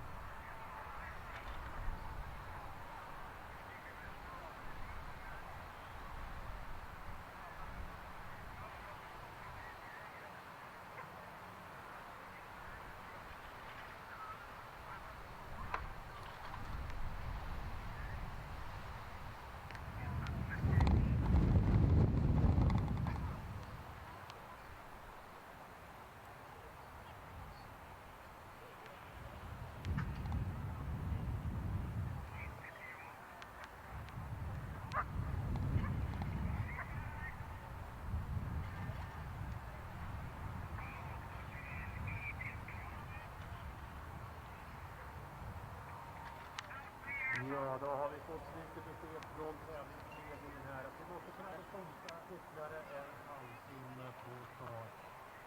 Information to all the racers. We delayed the start 30 minutes more, so that's 12 o'clock. Alltså klockan 12 är det så. Det är alltså minst att ställa in. Vi låter nu ungefär 17-18 kilometer i timmen och gränsen är 15. Det är lite strax över till båten. Vi måste tänka på säkerheten för åkarna. So in about half an hour we have another delay, unfortunately, but please remain down here and then we'll have to start at 12 o'clock.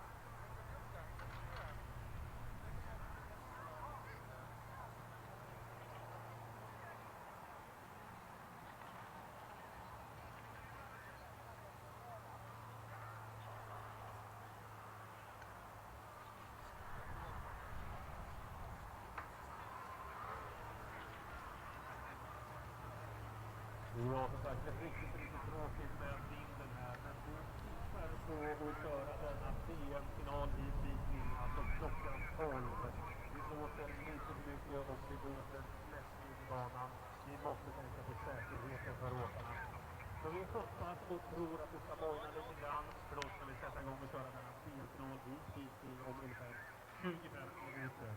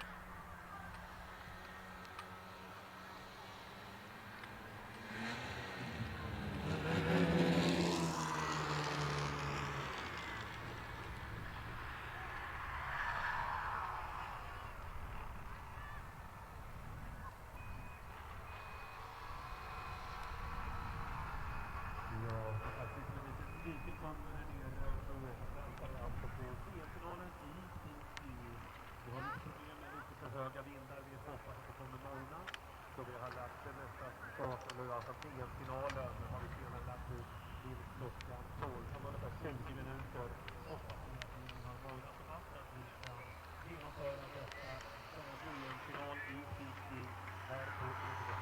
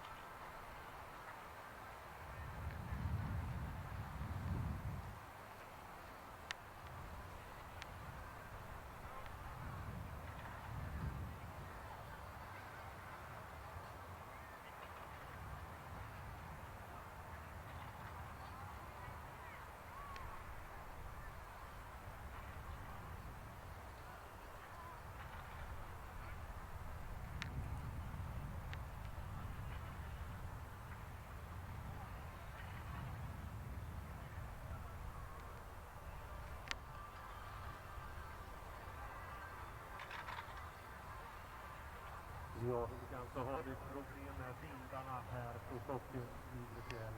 Och jag håller på med för vindarna. Vi har alltså maximalt tillåtet 15 kilometer i timmen och vi har legat på kanske 17-18. Så det hoppas innerligt att vindarna ska mojna. Så vi kan genomföra denna delfinal i Speed Ski här på Idre Fjäll. Men tack, vi återkommer till information snart. Klockan är nu alldeles strax 12. Och vi kör väl en halvtimme kört. Vi hoppas att vi kan komma igång framåt 12:30 eller någonting sånt. Så vi återkommer till information så fort vi vet hur vindarna ser ut. Och det är ju då ett förbeslut från FIS här på Idre och Bakland.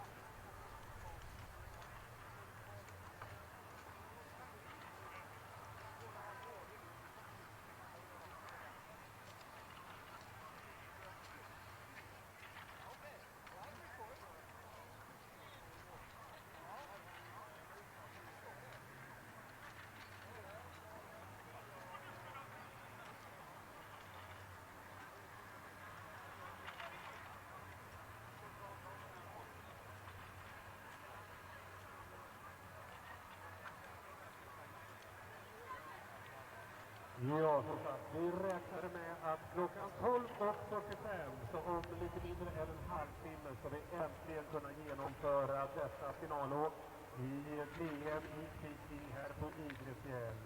Information to all the racers, at 12:45, so less than half an hour, we will have the final run in this World Championship.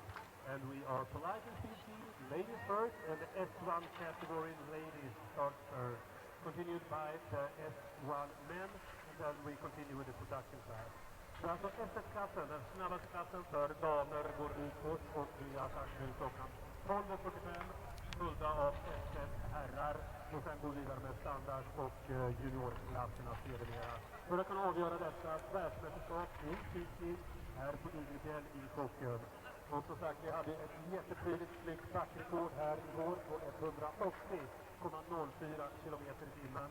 Nu har vi lite problem med lindarna, så vi kanske inte riktigt når de hastigheterna, men garanterat över 170-175 kilometer i timmen på USA-tider. Så fara ner oss. Vi kan ju ta lite choklad från Husky. Vi kan titta på jättefina kläder från Bikesen. Vi kan även smaka lite cider från Kopparberg.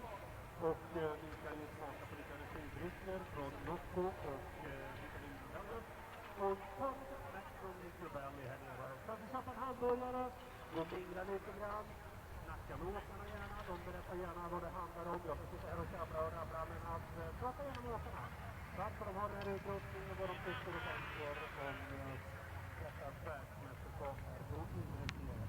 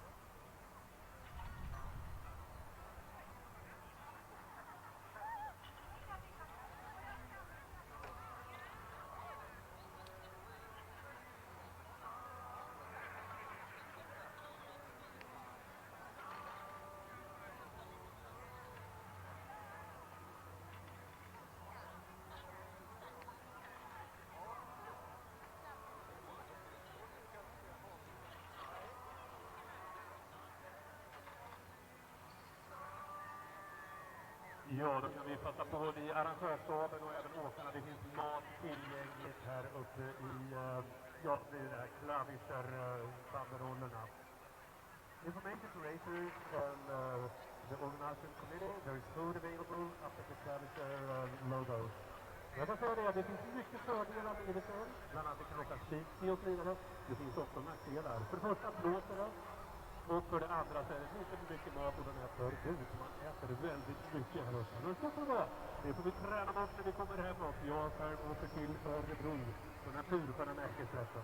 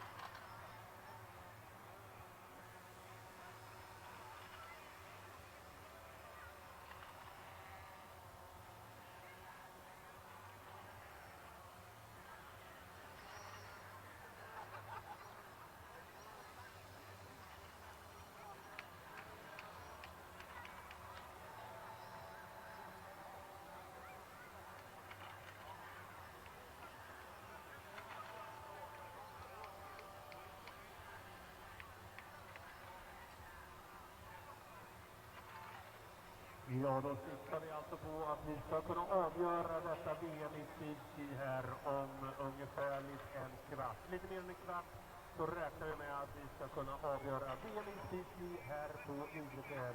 Vi har fått lite mat i oss, vi har fått lite energidryck från Nocco. Jag fick den här, jag är en missbrukare som gick in slutet på maten. Och nu kör vi alldeles strax här.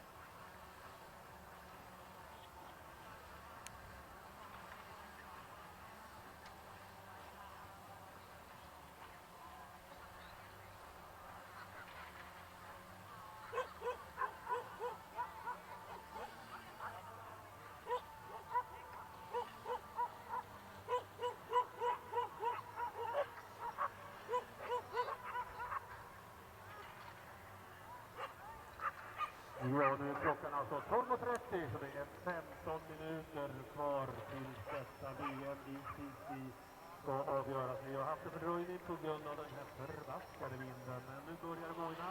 Om man tittar upp i backen på de här vindtöjerna så hänger de rätt ner som något annat. Men att som sagt, om 15 minuter så ska vi kunna avgöra. Vi har gjort om lite grann i startordningen. Vi kommer starta damerna upp och SS-klassen. Information to all the racers. In 15 minutes we will have the first start, and we have made a little bit of a change in the starting order. We will start with the S1 ladies. So please pace off and go up from start. Så kommer vi som sagt alldeles strax ha hastigheter på över 170 kilometer i timmen. Vi hade 180 år, men vi kan inte starta riktigt så högt upp som vi gjorde då. Så att stanna kvar här så ska VM i Speed Ski avgöras alldeles strax.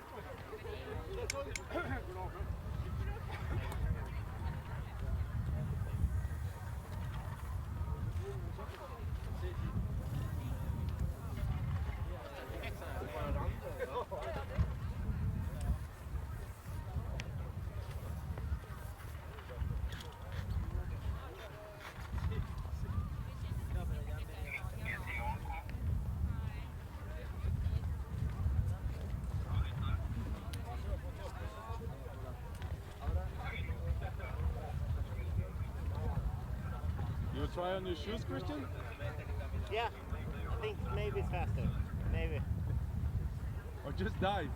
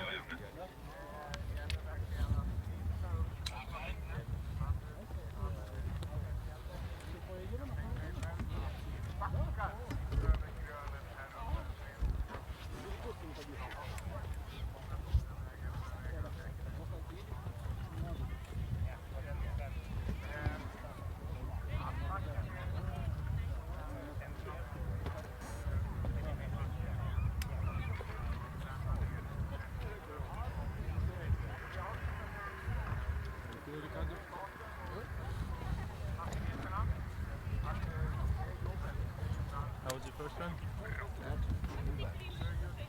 Well, ceiling's good, but the speed I'm not skiing well, plus I think I have a problem with my material. I have new fairings, I'm not sure if they are really going well in the skis, so I changed many things.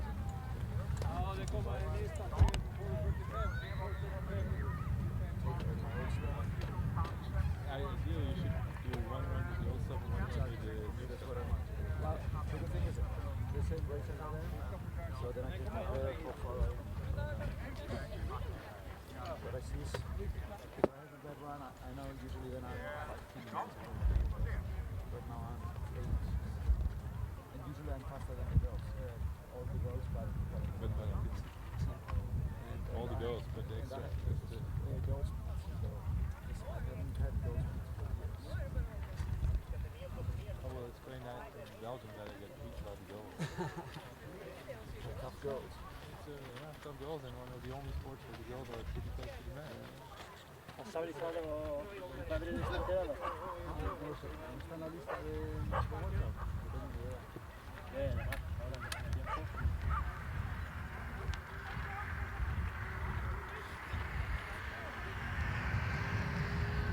Divertidos, ¿no?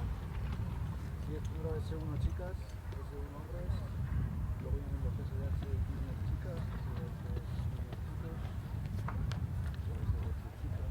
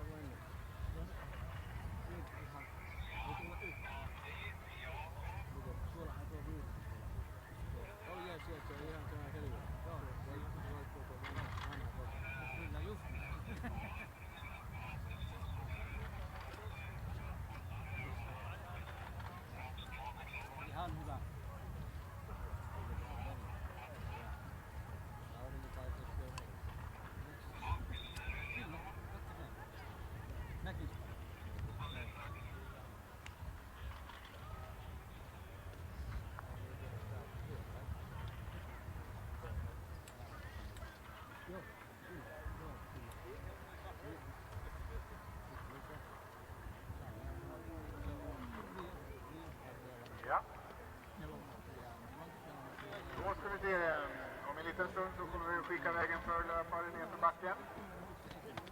Och vi kan ju titta lite grann. Petter, är du med mig? Det skulle man kunna påstå att det är, ja. Nu taggar vi upp lite grann. Nu är det finalåket. Det är 1-1-damer och ja, hur ser resultatlistan ut efter första åket? Ja, vi kör så kallade på att vi vänder på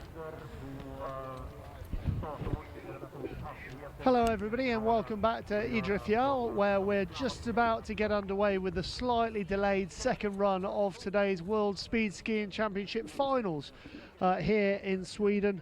A very big hello from everybody here in Sweden.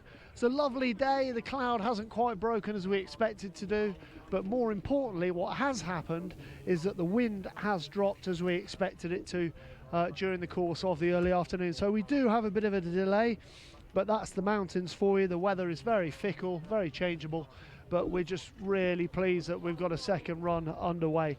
And what's going to happen here this afternoon is the S1s are going to go first. S1s are going first. So the creme de la creme hitting the piste first. We'll start with the women, and then we go into the men's final as well. They're going to use the lower start as they were using this morning because the wind is still present. The wind hasn't died completely, so we are going to have the lower start. The thing with the top start is that the top of the course then becomes a compression, and it's pretty hard to keep in shape with the crosswind. So they're going to use the lower start, which is what we were using this morning. And let's see how we go.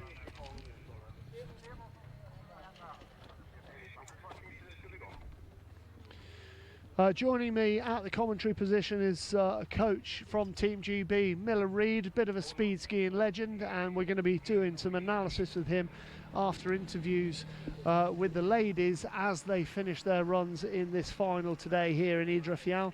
So we'll see how that goes. I think we've got a bit of a problem with our live scoreboard, which we'll get one of our technos to come and sort out. There's a lot of Swedish stuff written on the screen, which I'm not in any danger of understanding anytime soon. We are, apart from that, ready to go. You'll see from the footage of the cameras at the top of the course that we have lots of people ready to go up the top. Lots of heat jackets coming off and lots of people getting ready to fly. As I said, the S1 ladies will be going first, and then the S1 men. And then immediately after that there will be a break in proceedings before we send the speed downhillers, so that we can do the flower ceremony, the prize giving ceremony for the S1 skiers before we send the rest of the athletes down. So a slight change in the programme here today, but obviously with weather in the mountains being a little bit fickle and unpredictable, we have to adapt and overcome. But that's the way it is with speed skiing and skiing in general, really. Plenty of racing gets changed in programme and that sort of thing, but we are just so pleased to be here in Idre Fjäll this afternoon with the real climax of this event, and it's so tight to call. In the ladies, well, we have a big difference between the top two. Valentino Greggio, who went this morning at 173.4, is almost 5 kilometers an hour faster than the second place skier Karine Debouchet-Reval. But that's not to say that things can't turn around in the final run here. So she's not counting her chickens. You know, Valentina will be going as hard on this course as ever and hoping to win.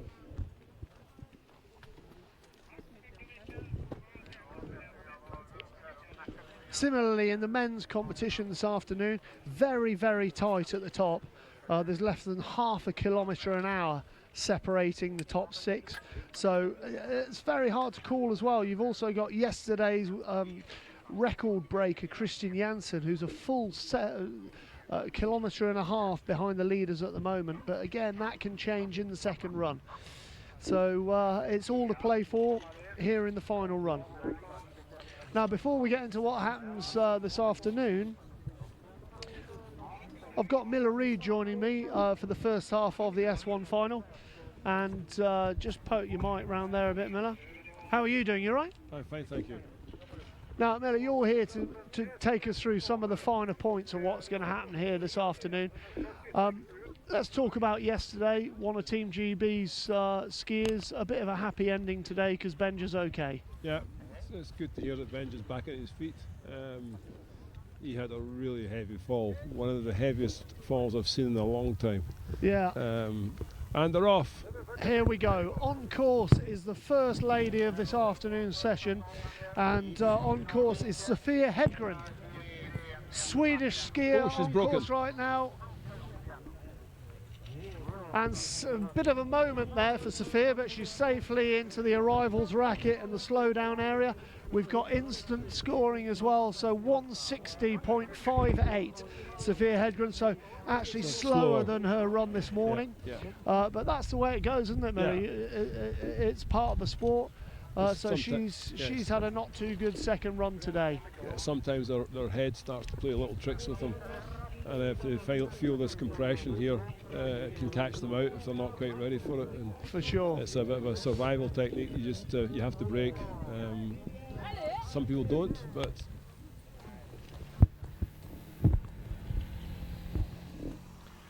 yeah, some people can cure their ills on the way down, and some people can't. It's a big. This sport's about your head. And here we go, second rider of the afternoon, Cecilia Martinez, la première française sur le piste cet après-midi dans le final du ski de vitesse Coupe du Monde ici en Suède à Idre Fjäll. Cecilia Martinez is our second female S1er on course. That looked pretty quick, and we'll get her score up pretty instantaneously, 160.58. Oh, she's so 165.18, so 5 k's an hour quicker than her almost. And compared to this morning, she's still slower than this morning. Yeah. So can you see a pattern emerging with two skiers, or is it too early? Too early, yeah. But it's with a little bit of wind we've had, there will be some very light spindrift snow has been blown over the track, so that'll slow down. Yeah. Because of the sharp crystals in the snow, and we're up again. Here we go, third rider dropping in, another Swede, Hanna Matslova, and she was at 166.52 this morning. Hanna safely into the slowdown area, and now she's quicker. So Hanna's quicker than this morning, 167 dead for Hanna Matslova. So she's improved by half a kilometre an hour. Yeah, local knowledge is probably paying dividends for her here. This will be one of her home tracks. Yeah. The Swedes have a huge advantage here because of this track's used extensively with the Swedish for training and for part of the Swedish Cup. Yeah. So it's local knowledge helps. Okay, dropping in now, another Swede, Britta Bakland, on course right now. Now, how's she going to do compression-wise? Here she comes into the time. Very good there through the compression, wasn't she, Miller? Yeah. I mean, again, she's local, looking good, and that's translated into a pretty fast speed, 167.04. A bit slower than she did this morning, but she's still top of the heap just now. Yeah. A really good slow-mo of her there on the back footage coming down. So that's Britta Bakland. We now have another Swedish skier, Lisa Hovland Urden. She's on course now, skied 168.05 this morning. Another very tidy Swedish skier. And what are the scores on the doors for her? 169.18. So she's top of the heap. Kilometre up in her first time, the first run this morning. Yeah. She did 168 this morning. So very good there from Lisa. She's gained a kilometre an hour on her run this morning. But she looked very tidy, very compact coming down there, man. Yeah. As I said before, the Swedes, this is their home hill. Yeah. So a bit of local knowledge. Pays dividends. And some big encouragement at the top of the hill. We've got our next skier just about to drop in, and it's the French legend Karine Debouché-Revol. La voici, la voilà en course actuellement. C'est Karine qui est 12e actuellement après la première course ce matin, premier passage. Qu'est-ce qu'elle a pu faire cet après-midi? Good solid run.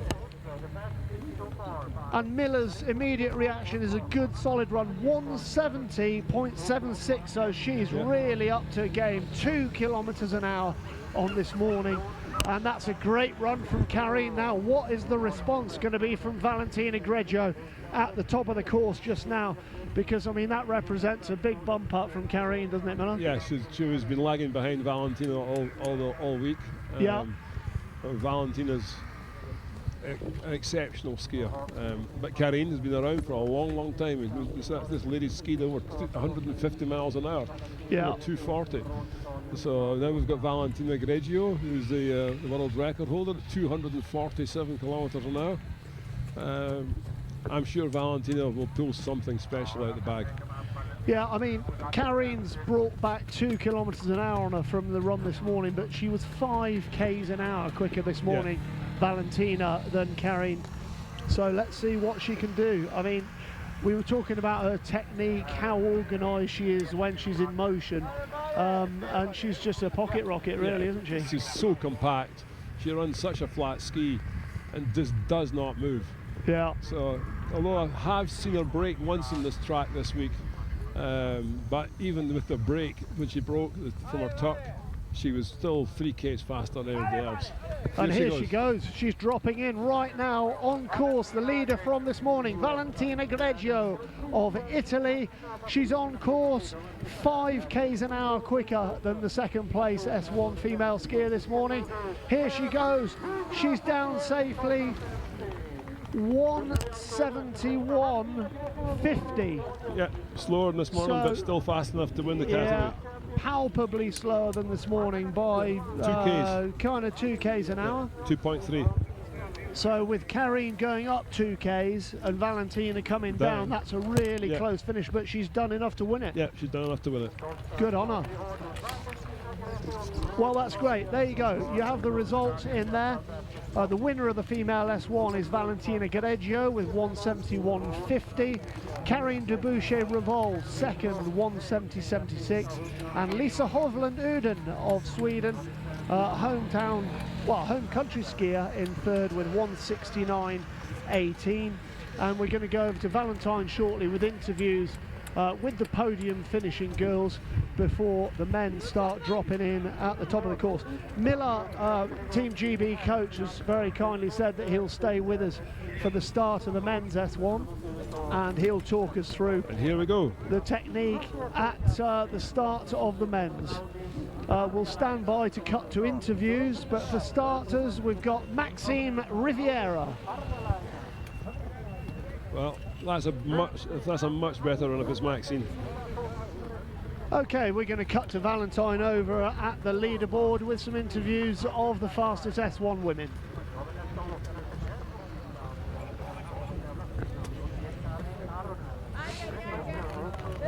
Karine, congratulations, you're going out on the bang with second place. Yeah, I'm very happy because yesterday I am 4, it's become difficult, and now I'm very, very happy. You made it very exciting, it was very close with Valentina. Yeah, Valentina is more strong, but just a little. I'm happy. Congratulations. Thanks. Let's move to Valentina. Forever.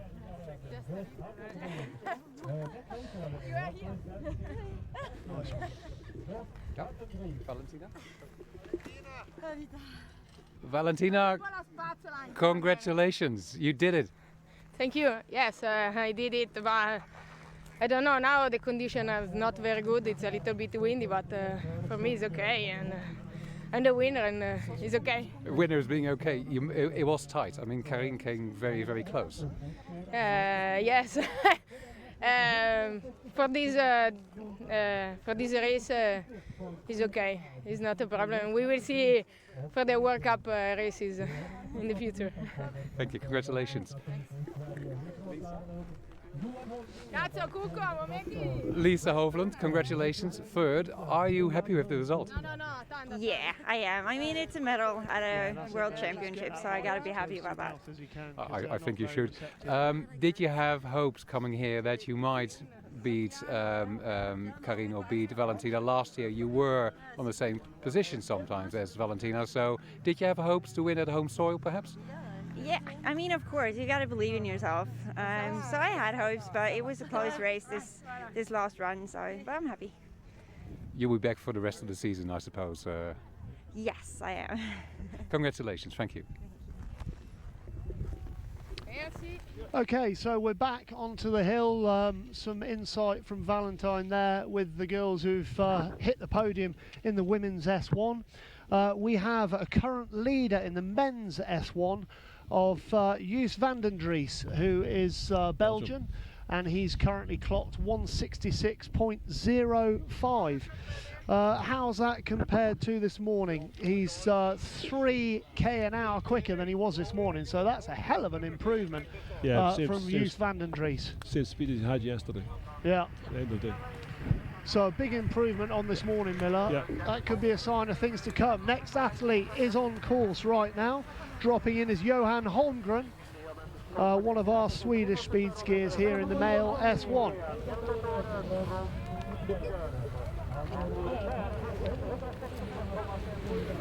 So again, faster, but he hasn't made as big an improvement on this morning as Joos did just before him. So second just now for Johann Holmgren.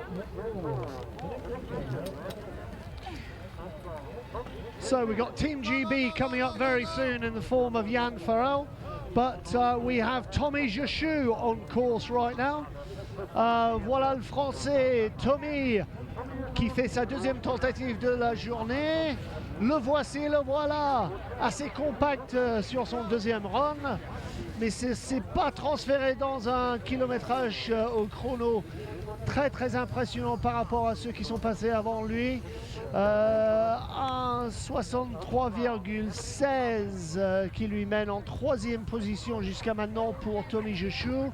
There you go, our first French male S1 skier of the second run, Tommy Jachou, who's about a little bit slower than this morning. Yeah, a bit slower, about 0.8 of a second slower than he was this morning, so he'll be a bit disappointed. And another Frenchman following him down immediately. This will be Émeric Mabille, un deuxième Français de suite, qui va faire sa deuxième parcours de l'après-midi de la journée. Émeric Mabille, and getting some good encouragement from his coaching staff up the top, Miller. Yeah, but not only the coaching staff, it'll be the general people up there just watching them start, get them pumped for the drop in down the Chockin. And how's Émeric done? 163.07. Again, he is slower than he was this morning by about 2 k's an hour. Yeah, I think I know there is a little bit more crosswind, which will be having a little bit adverse effect. For sure. Some people can handle it, some people don't handle it as well. And here we go, dropping in now is our Russian competitor, who is Evgeny Cherevati. He's on course right now. Oh, he's broken. He's a very tall skier, isn't he? Yeah, he's a big guy. He must be about 186, 187 centimetres. But he had a real stand up there, didn't he? Yeah, just the compression caught. Yeah. But big guys are a little bit disadvantaged here. Somebody's really heavy, over 100 kilos. You know, the G-force and the compression is really trying to hammer you into the ground. Yeah. Okay, not that we're biased or anything, but Team GB are next on track, and Jan Farrell will be dropping in at the top, kind of right now. Here comes Jan. Come on, Jan. Bit of a poor very first run skier. by his standards this morning, and he's hoping to correct all the ills that he suffered this morning. Solid. Oh, looking solid now. Looking solid. Just hope his skis were running. Oh, great. He's top of the heap at the moment, 168.49. So much improved second run from Jan. 2 k's up. Yeah. Jan's a very strong skier. Yeah. highly motivated, one of the most motivated people I know. And he does so much for the sport. Yeah, You know, he's here, there, he's everywhere. involved in everything. Yeah. Okay, next up we have Ricardo Adagar, a big Spanish personality. Yeah, the Spanish bull. Yeah.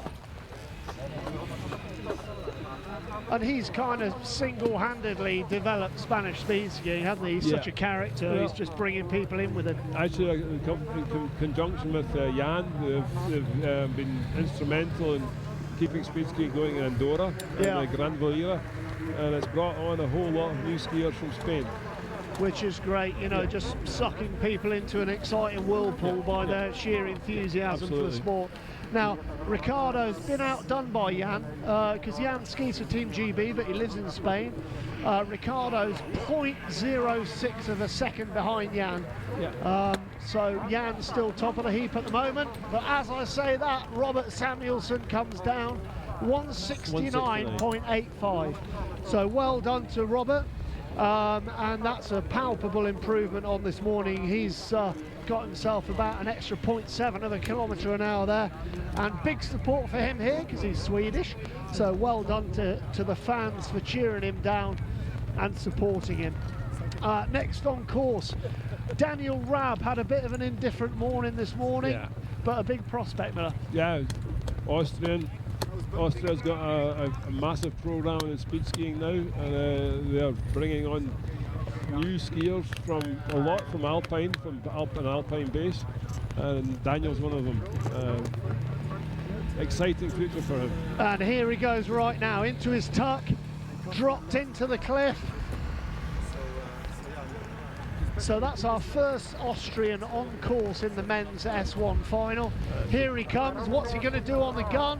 You'd expect him to top the heap, and he has. Yeah, good run. 170.34, so that raises the bar again. We're into the 170s, and you'd expect the podium to change pretty much every rider from here on in. Increased the speed by over a kilometre from this morning. Yeah.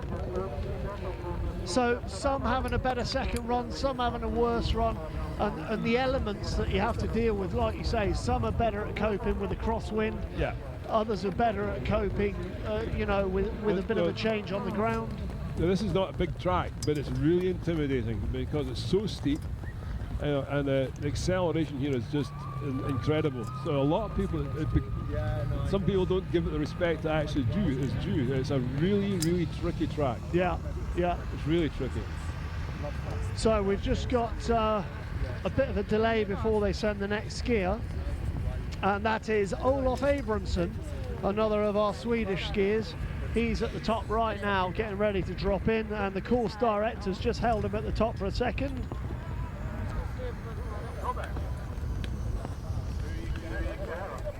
Who's your money on? What's your gut feeling for this afternoon, Miller?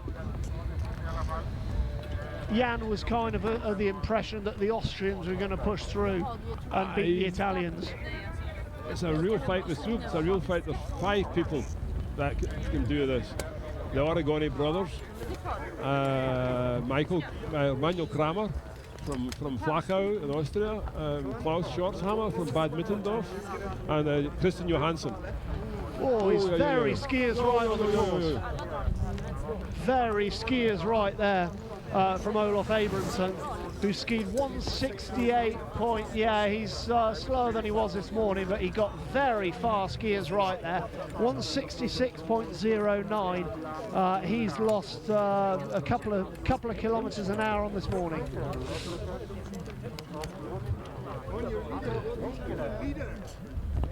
Yeah, we had Christoph, the Ski Austria team leader, in talking about how much their skiers get helped at the top of the course, at the bottom of the course, and it's very important, isn't it, the support. They have a very good infrastructure.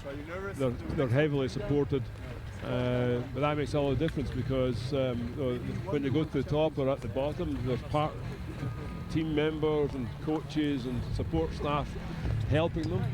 Whereas for us in Great Britain, it's a little bit, you're on your own. So it's not as easy as some of the other teams have got it. For sure. Now, our first Finnish male S1er is at the top of the hill.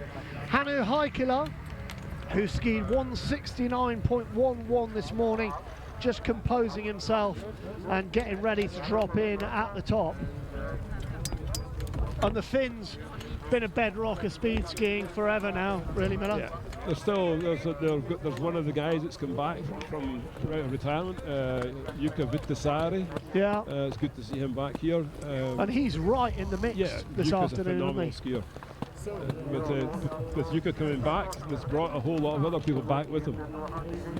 Yeah, again, you've got a real legend of the sport who kind of drags other skiers in by his status and his enthusiasm for the sport, which is great. Now, Hanu's gone down 169.72, so that's enough to get him into third overall at the moment. 169.72, and that's a half a kilometre an hour improvement on this morning, so he's gone really well in his second run. Now another Swede, Carl Ribergaard, is on course, and let's see what Carl can do. He's the last of the S1 male skiers before we get into the top 16. He's safely down the course into the slow down area.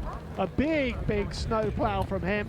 167.68, so not good enough to get him onto the podium, but he's also lost a couple of kilometres an hour on his run this morning. So as it stands at the moment, Austria top of the heap as we go into the top 16. Daniel Raab is the only man so far to break 170 kilometres an hour. So for example, just to put that in perspective for you, everybody in the top 16 this morning broke 170. So let's see what the top 16 do, and we're starting Italian style with Emilio Giacomelli. So there you go, as expected, Miller, straight to the top of the heap, 172.72. So the top 16, as expected, turning up. Emilio is now in the #1 spot, but probably not going to stay there with the talent still left to come down the hill. No, there's still the sort of top 7 guys that'll be pushing 175 plus. Okay, and big encouragement for a French personality, Jimmy Montez. Bonjour aux Pyrénées. Vous avez un coureur en course actuellement, c'est Jimmy Montez, qui est sous le chrono maintenant. Il va en première place pour l'instant, 172. So Jimmy skied 172 dead there. Yeah, 2Ks up this morning. So a big improvement from him. To put that into context, Miller, he's still nearly 4 kilometres an hour slower than the fastest time posted this morning. Yeah, his brother's Bastian Montez is also a very fast guy. Yeah. And next on the hill is Erik Bakland, one of our Swedish skiers. And he was 14th fastest this morning with 170.39. Let's see if a bit of local knowledge is going to do him any good. Not thus far. Slow run from Erik compared to what he did this morning. 169.22. Or as used to be known as Erik the Viking. This is still a young man. This guy had a beard, I think, when he was 14 years old. And he's a part-time rock star and everything, isn't he? He's a real character. I mean, a lot of these people get a lot of stuff done, don't they? They've got very busy schedules between speed skiing, rock starring, and there's all sorts of stuff going on. Erik's a real character. Yeah, I mean, there's some very vivacious characters, but you've got to be of a certain ilk to even contemplate doing this, really, haven't you? Yeah, but you need some people would say question your sanity, but I say you need something special in your head to want to do this. You've also got to say, under certain circumstances, Miller, sanity is a bit overrated. Yeah, absolutely. I mean, look at your big bad self, for example. Now, we have next on course the Slovakian Mikkel Bekes, and he's going to be the next rider dropping in. Yeah, the speed of 170.05 this morning, so let's see what he can do. As I said, Jimmy Montez is a legend in his own right. You hear the crowd shouting, Jimmy! He's his own best advert. Oh yeah, Jimmy's another real character. Yeah, he's already having good fun at the leaderboard, and we'll be over there for interviews shortly. Jimmy and Bastian Montez's father, late father, was one of the real key people involved in France Ski de Vitesse from the Pyrenees. He was inspirational in bringing lots of young people into the sport, including his two sons. And when you've got a personality like that, sort of the real momentum behind the team, I guess you've got a plan for the future and get somebody else in there to keep the thing going. Yeah, absolutely. Yeah. And I guess that the teams from Alpine nations have more strength in depth and more continuity to their programs. Yeah, they've got the numbers.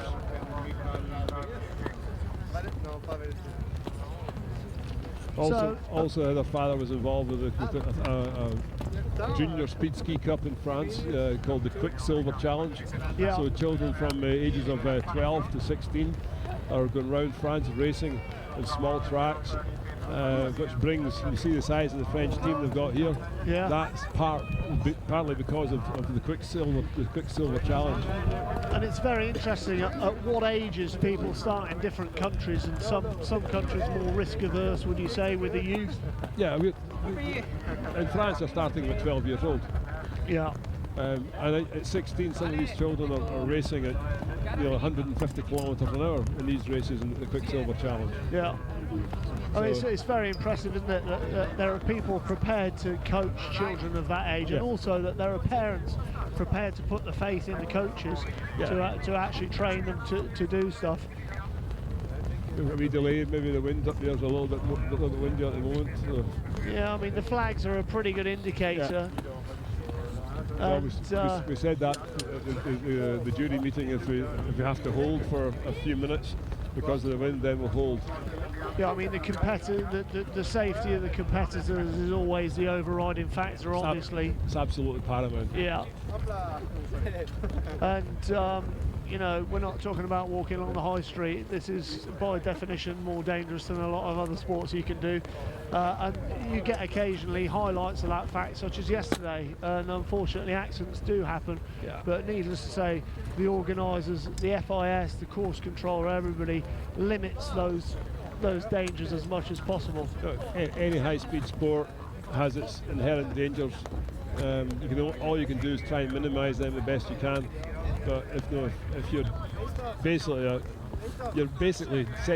almost naked with the suits you're wearing, and you hit the ground at 110 miles an hour, 170 clicks, it's going to hurt. Yeah, there's no question. Well, I was going to say, Miller, you know, as a former racer yourself, a former speed skier yourself, what you know, like you say, you've basically got a latex layer between you and the snow. I mean, it must be pretty painful when you fall. Yeah, I've had the misfortune of meeting the snow on an unplanned journey. It can hurt, you know. You get burnt.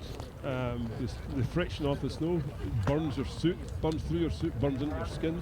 Yeah. Now we do try and minimise that with wearing an under layer under the suit, but the suit is only maybe 1.5 millimetres thick at the best. Yeah. We have proper approved back protectors. Some people maybe wear like shorts with padding in them to try and protect the hips in the event of a fall. But you know, it's like a motorcycle racing. Most people who crash here, will get up. You're just unfortunate if you don't. On the screen at the moment, Miller, we've got a replay of Daniel Raab. These are the three best so far, the three fastest so far. So that's the Austrian Daniel Raab on screen. We've just got a few viewers watching. We've got a bit of a hiatus while we wait for conditions to get back to us being able to send the next athlete down. So we're just doing the top three at the moment, and this is Emilio Giacomelli, the Italian, who currently stands in second place with, how many have we got left to go? 13 more skiers to come down the hill. There's a great shot sideways on that really allows you to appreciate. Look at this shot here, you see how the legs are working. Yeah. There's a lot more going on than just hanging on. If you look at the skis are all over the place. They're railing, they're moving, they're getting bumped about, even though the track is really, really smooth. And Jimmy Montez going down there, who's currently leading. But it's like they say in boxing, Miller, you know, that most of your energy is taken up keeping you balanced. Yeah, and when you're going along at these sort of speeds, it's a nightmare, isn't it? Yeah, balance is really, really important. Some people's position might look a little bit back, and others maybe a little bit front, but balance is important. That's good. We've got Jan Farrell joining us, and he's been down on his second run. Come in, Jan.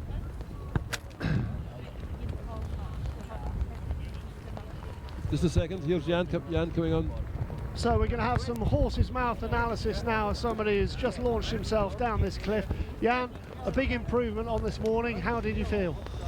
Yes, it was a bit of a rock and roll ride. I'm sure you noticed. I haven't seen my run yet, but it was got opened up. My legs opened up in the middle of the steep area, and it really cost me a lot to regain a good position, and I didn't really achieve that.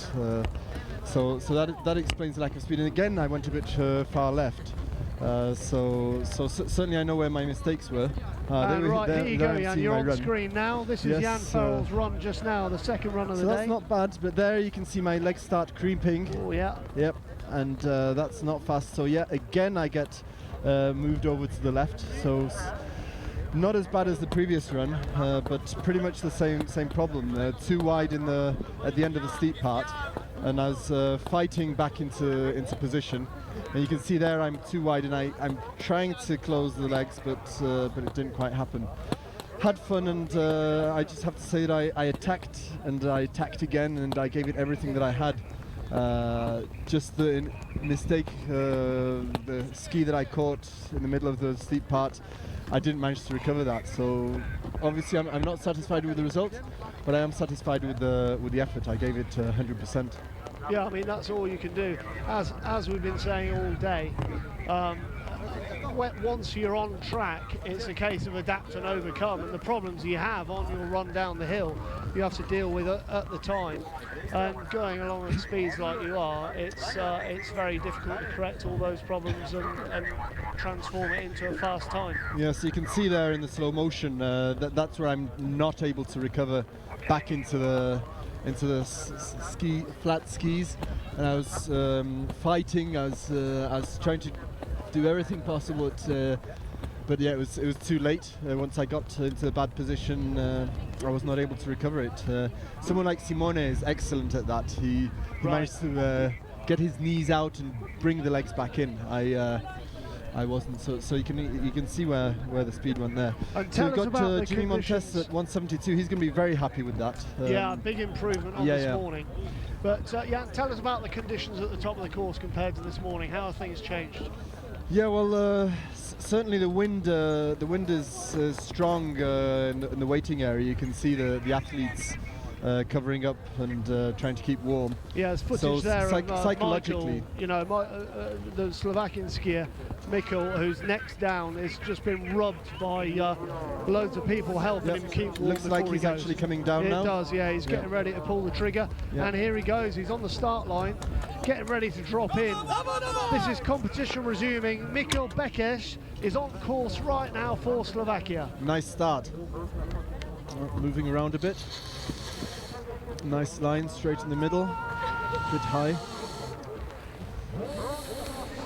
So he skied 170.85 this morning, and an improvement on that, 171.37. Yes, he's going to be happy with that.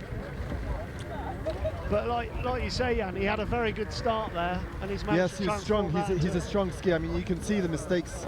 That cost him a lot of speed, so if that hadn't happened to him, he'd be 2 or 3 Ks faster. Yeah, on course now, Kasper Brostrand, who's another one of our home country skiers. Oh, bit of a too wobble far there. left, yes. And what's Kasper nice speed taking that into account. So he's still made second. Yes, he's pushed Michael Bekes into third position. But the more skiers that come down, the better that Jimmy Montez time's starting to look. Yeah, yes. Look how he's fighting. He's really solid there. Huh?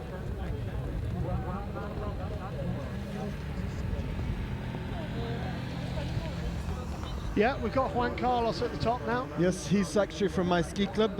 He started speed skiing because of me or due to my persistence, I think.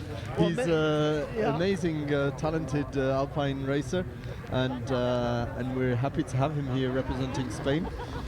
He's from Club Amistad. I hope a lot of people from our club are watching, and he's had some very good results. He was 8th provisionally yesterday, and he can give us a nice surprise in this run. So let's hope he can stay solid and concentrate on this run and do what he's capable of. And here he is, dropping in right now. Pretty eclectic kind of guy. His beard comes off if he does really well today, I believe, because he threatened to shave his beard off if he gets on the podium, I think. Yeah, bit to left, not bad. Yeah, 170.05, so provisionally 6th. It's 2Ks off.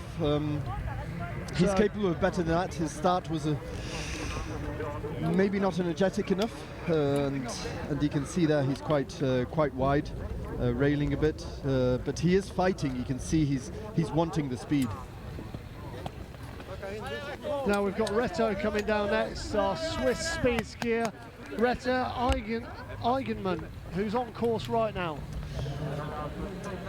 Ritto is very good when it's quite flat, and he's got a very narrow stance normally. Here he gets knocked around a bit. Yeah, he certainly did just that. 168.03. He's not going to be happy with that result.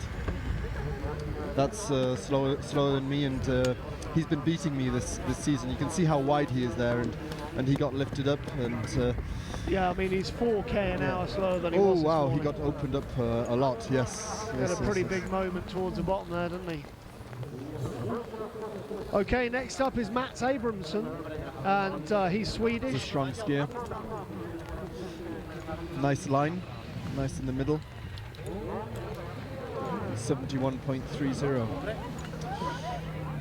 So the Swedes all managed to choose a very good line, especially the top guys, and yeah, you can see he's pushing hard, and one of the flattest skis I've seen down here up till now. And Miller was saying earlier, obviously the Swedes benefiting hugely from local knowledge here, and they train a lot on this track, so it's a huge boon for them to be here racing, and they get an extra edge. But of course that goes for other skiers on different pistes, so good on him for using his local knowledge. Now next up is Simon Leitner. A bit of a disappointment for him this morning, but he can correct all those problems now. He's on course. He's charged. He's got a bit of a wobble there in the middle, but it's good enough to get him to the top of the heat. Yep, provisionally first. He's going to be very happy with that. So Jimmy Montez, it feels like he's been there for a long time now, and that's the first person to knock him off the top of the heat. 172.72 for Simon Leitner. Knocking him off into the heat, because he must be getting cold waiting there. I reckon. It's really getting cold today. Christian Janssen, local hero. He's the track record holder. He did 180 kilometers per hour yesterday, and he knows the track like the back of his hand. This morning, though, he didn't have a very good run, did he? So let's see what he can do this afternoon. He's capable of everything here. Look at his line. Yep, bang in the middle. 174.50 provisionally first. He's not going to be happy with that, I don't think. I suspect there are going to be faster speeds than that today. Yeah, he's improved slightly on his speed this morning, but that's probably not going to be enough to keep him top of the heap. It would be very nice to see him world champion, but unfortunately I think that's not fast enough today. Yeah. Okay, so that's Switzerland's last hope in this S1 male. Dropping in now, we have the Czech record holder Radek Cermak.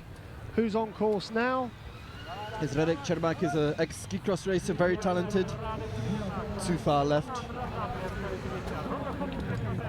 Provisionally second place. Right, there we go, the Czech record holder in provisional second, but again, not likely Look to how be he on the podium. absorbs those bumps. He moves less than the others. Huh? He's a big man, isn't he? Yes, Radek? yes. Yes, the heavy of us get more affected by that compression, and you can see the lighter racers, for example, Valentina or Christian Janssen, having an advantage in that compression. Although Christian's run could have been better today, he still is provisionally first. Okay, Jukka Vitasari, who went really well this morning, and he's come out of retirement, as Miller was saying earlier. Right ski railing a bit there. Let's see what he does on the gun. He's got top. Vitasari is provisionally first.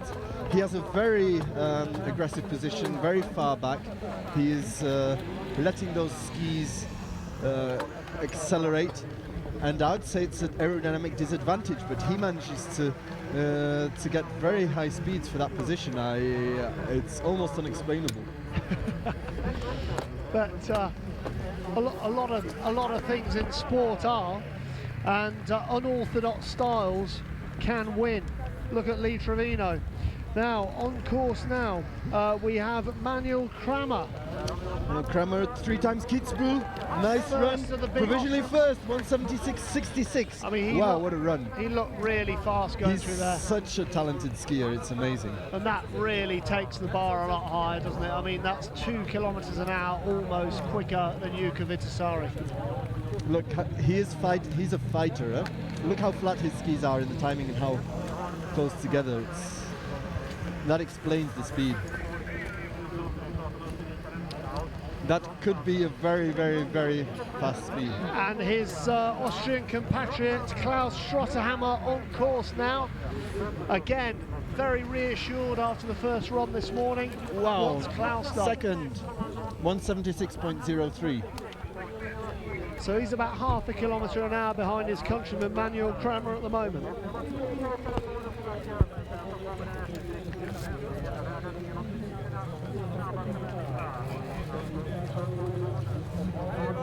Yes, so Klaus had a pretty good run, but you can see how he was compressed. And there we've got Ivan. Here we go, one of the Italian brothers. Third this morning, Ivan Oregoni, 175.64 nice line this straight morning. in the middle. We reckon middle is the fastest. It's a bit wide. Whoa, down to 5th. Yep, he's not going to be happy with that. He is going to be one angry Italian today. I would not go close to him today. He doesn't cope well with disappointment, does he? No, not at all. He's a fighter. He's a. That's how they are. Yeah. Yep. So we've got next down is Bastian Montez, and after that run, I'm going to pass you over to Miller Reed to take you down through Simone Oregoni's run. Alors, soyez solidaires les Français, chantez fort. Bastian, allez Bastian. Bastian Montez. Nice and tight, really narrow, bit to the left. And provisionally first, 176.93, so he's guaranteed at least second position. He now has a medal. That's incredible. So that's me passing over to Miller Reed, coach from Team GB, and I'll be interviewing the racers in the finish. So Jan, a fast mover as ever, is off over to the leaderboard, and he's going to interview the male S1s as they come down. Now that's a hell of a run from Bastian Montez, Miller. That really ups the game a bit. 0.3 of a kilometre an hour faster. Now, how is Simone going to react? Look at his position. Oh, what's he got? He's fourth. And he's fourth. He's off the podium. Bastian Montez has won the World Cup. Bastian Montez wins with 176.93. Second is Manuel Kramer of Austria, 176.66. Klaus Schrotthammer also of Austria, 176.03. The Italian Oregoni brothers, both off the podium. When's the last time that happened, Miller? It's quite a while ago. You can see here, the Austrians are absolutely ecstatic. This is a big result in speed skiing. You know, the Oregoni brothers have dominated for so many years, and to see. Podium plus a small French somewhere here around. Congratulations, guys! Thank you. Wow! Just wow! Woo! Woo! You guys are happy. Some happy Austrians. Finally. Yeah. Finally. Finally. It was the revanche for Andorra. This was revenge for Andorra? That was the revanche. Okay, we're gonna have two rather unhappy Italians, I think. Yeah, this is racing. And two very happy Austrians. Absolutely. Jawohl! Allez, Bastian Montez. Félicitations. So we got the men's World Championship podium here in front of us. Un grand remercie, Bastien. Qu'est-ce que tu sens? Ah, c'est non, je pensais pas, j'y croyais, mais il fallait le faire et putain, je suis content. Really happy, thank you. Un grand remercie, congratulations, he's amazed. And we're gonna let them have a couple of photos. So this is very, very interesting results. First time there has not been an Italian on the podium for probably over 15 years. Simone and Ivan put a lot of effort into this, but today speed skiing speaks French and German.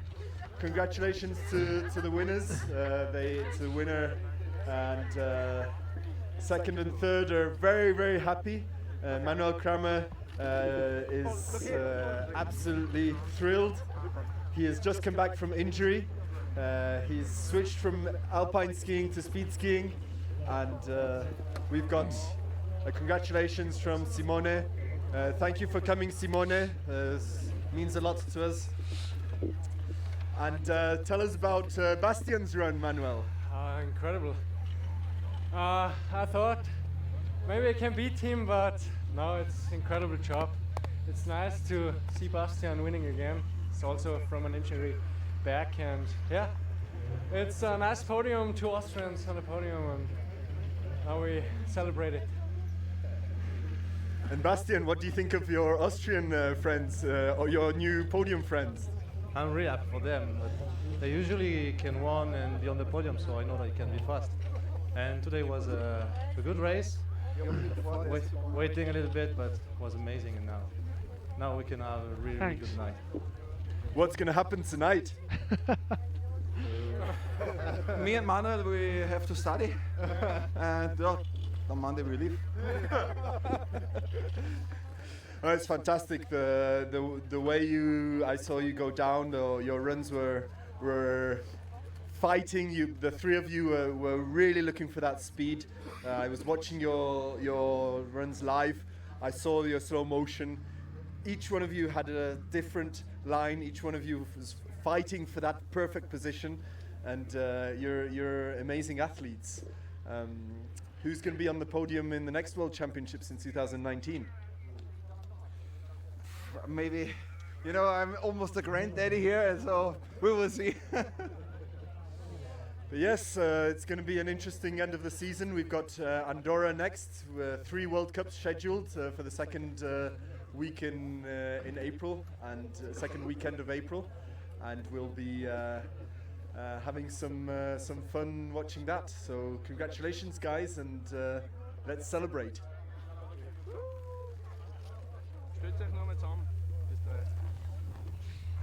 So there we have Jan in an interview with the 3 guys on the podium. A French winner and an Austrian second and third place. As I was saying, first time an Italian hasn't been on the podium for about 15 years. It's a big moment in speed skiing and unseen for a long time. We're going to have the flower ceremony, the prize giving ceremony very shortly. More interviews from Valentine and from Jan over there at the leaderboard. And then, well, what a day's competition it's been so far today.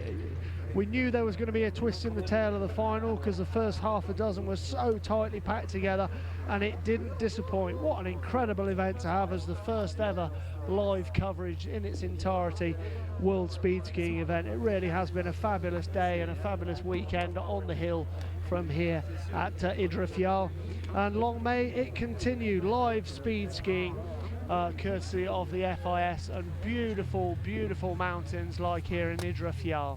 Competition goes on the hill at the moment because we had to change the order to send down the S1s first while the weather was okay. So the speed downhillers and the juniors, the fastest people on earth of the next generation, are coming down the hill right now. So we'll continue to show you footage of that while we're waiting to get the flower ceremony underway here at Idre Fjäll in Sweden, where we've had a huge welcome and a great week's competition. And what a climax that was, just incredible. The ladies racing in the S1s got a lot closer in the second run, and just a second separating Valentino Greggio from the second place skier, the French legend Karine Dubouché-Revol. And in the men's, well, what a grandstand finish. Bastian Montez holding his nerve ahead of the two Austrians. And we're going back over to the leaderboard for more interviews with Jan and Valentine. So, well, yes, I'm in now. Congratulations, ladies. It's an amazing podium. We've got first place Valentino Greggio from Italy, second place Karine Revol from France, and third place Lisa Hovland from Sweden. So fantastic multicolored podium, and tell us about it. Karine, qu'est-ce que tu as vu, qu'est-ce que tu sens? C'est beaucoup d'hommes ici à le speed ski.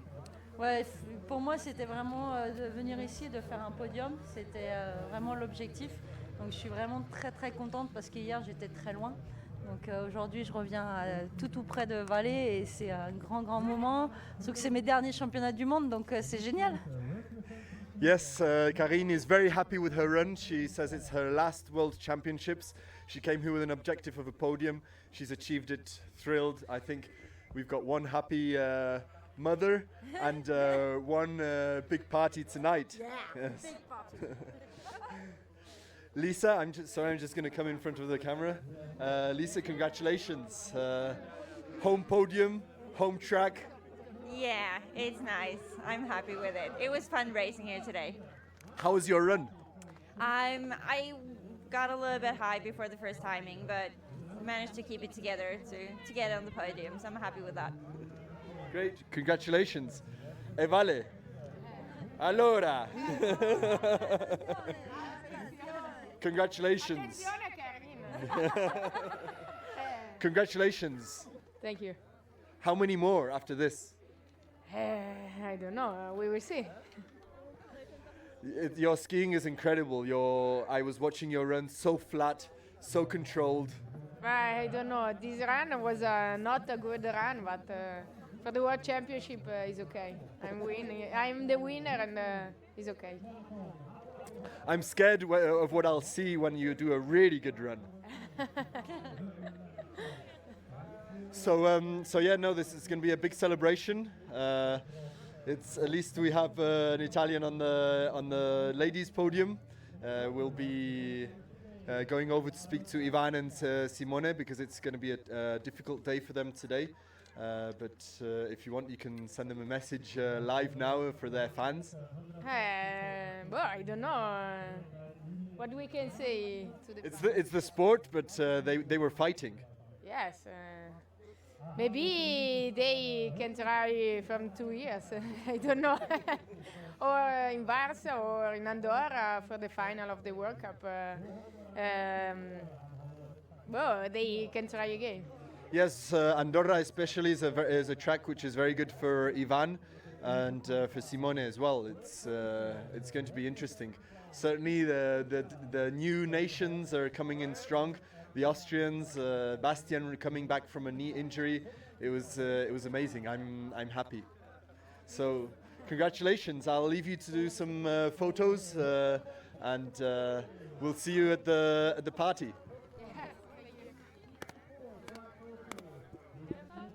So yes, this is some happy girls. I'll leave you with them and switch over to Will.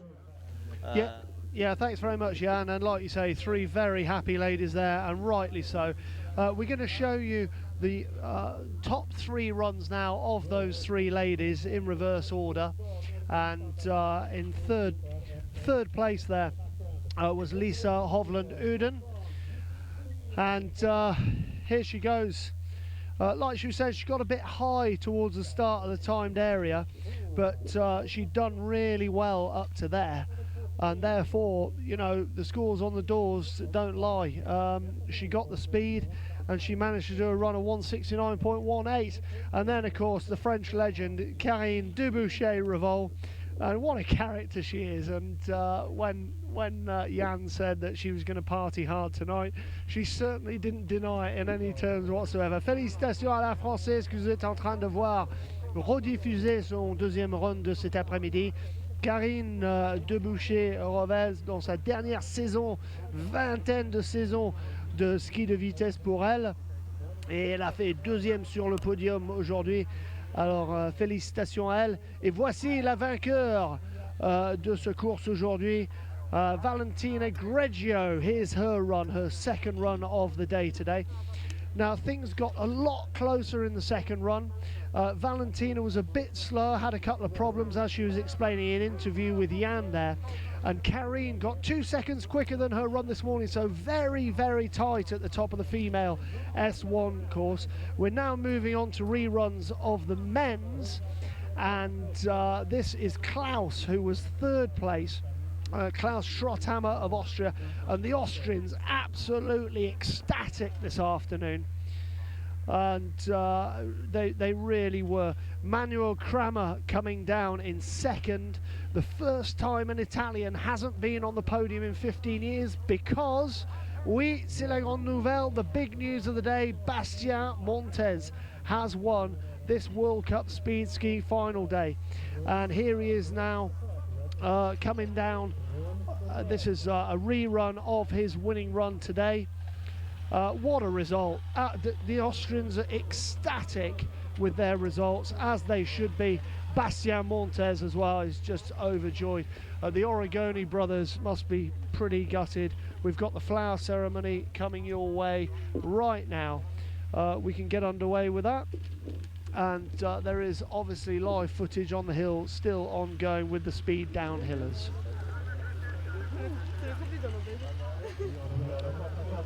So over there, hopefully we can find Jan and Valentine. And we're going to get underway with the flower ceremony at the bottom of the course very shortly. How are you getting on over there, guys? Alltså på 146,88, 146.88. Då har vi nästan startat då. So coming through the leading guys at the moment from this afternoon's speed downhill. The youth of today is the talent of tomorrow. These guys are already skiing very, very fast indeed. Some footage of them at the leaderboard having completed their runs. And the juniors coming down, followed by the speed downhillers.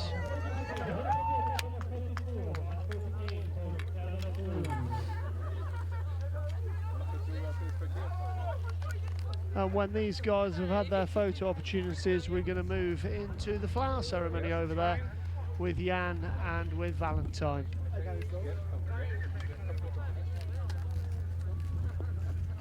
It's a beautiful afternoon here in Idre Fjäll, and athletes still coming down the hill, hurtling down the steepest speed ski course in the world. These are the fastest human beings, don't forget, unmotorized.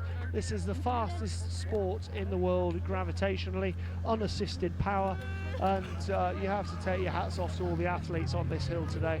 It's been an incredible day's competition, and long may it continue. We're very pleased to be able to bring it to you live. Hope you've enjoyed it, but there's more to come yet. The celebration of the athletes' achievements is to come very shortly from here in Idre Fjäll, Sweden, and we'll have a great flower ceremony. Give them all a big round of applause, and then we're going to have to contemplate the after party, which, as with all skiing events, obviously is huge because there's a lot of work gone into it. So we have to party hard to reflect the efforts put in by people.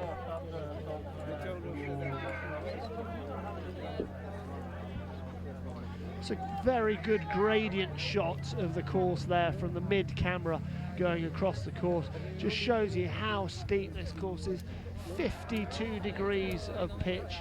It's a 120 degree course by speed skiing standards, as Jan was saying yesterday, and just as Miller was saying, current Team GB coach, former racer himself, he said this hill is very, very intimidating for the athletes. Doesn't matter how good your mindset is, when you're confronted with something like this, there has to be a pretty major adrenaline factory going on internally, and that affects your technique, which affects your time, and the effort these guys have put in on the hill today also shows what a great run that we had yesterday from Christian Janssen. To break the course record yesterday was a monumental feat in itself. He had a great run.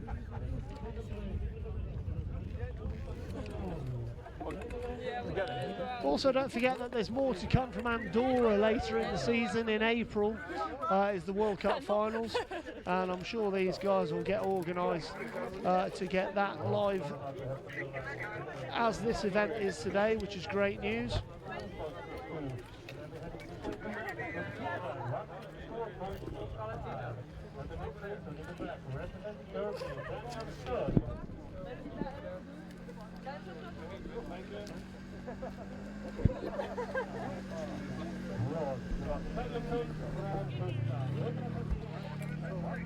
The junior results I don't have yet.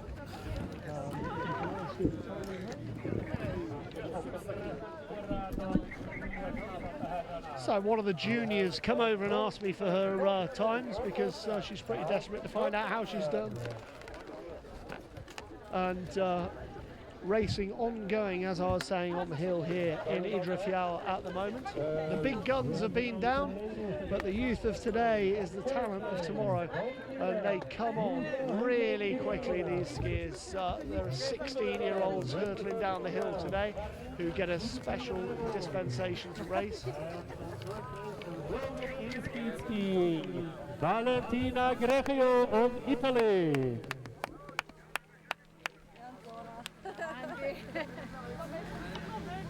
Vi har en högintressant åkare i banan. Det är Daniel Persson från Sverige. Ursäkta lite rörigt här. Vi har åkningar på gång samtidigt. And you're now seeing footage of the podium girls. Daniel Persson tar ledningen med 100. The big winners of today. Really, really ecstatic to win it, to be on the podium in front of her home crowd is Lisa Hovland Urden. Okay, together. Great result for her today. And she was pretty stoked. I mean, you see how happy she was. Karine Dubouché-Reval, well, incredible for her. 20th season in the sport. Bouncing around like Tigger, she's so happy. And Valentino Greggio has been incredible all week and just kept that going today.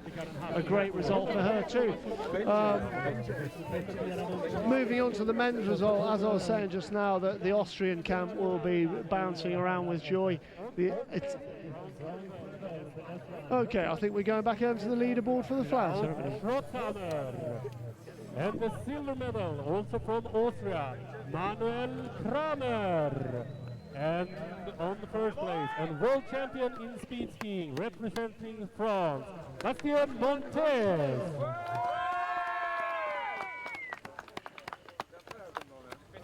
Raskt vidare, vi har Lars Beskow på väg ner för chocken. Han får en hastighet där på 155,19. Lars Beskow from Sweden.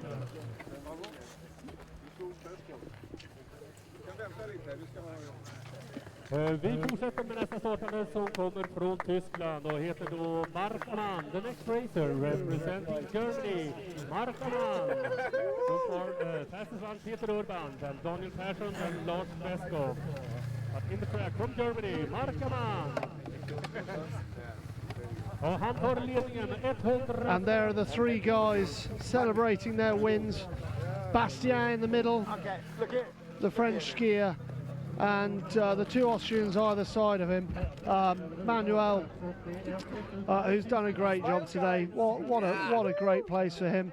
And also Klaus, the other side, the two Austrians.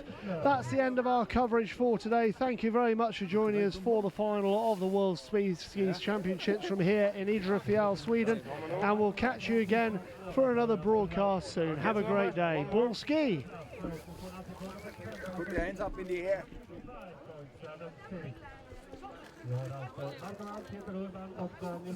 Thank you.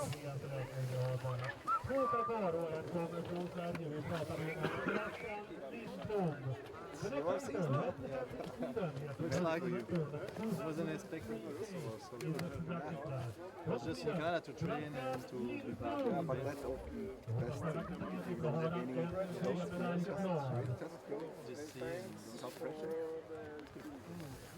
Live FIS Instagram.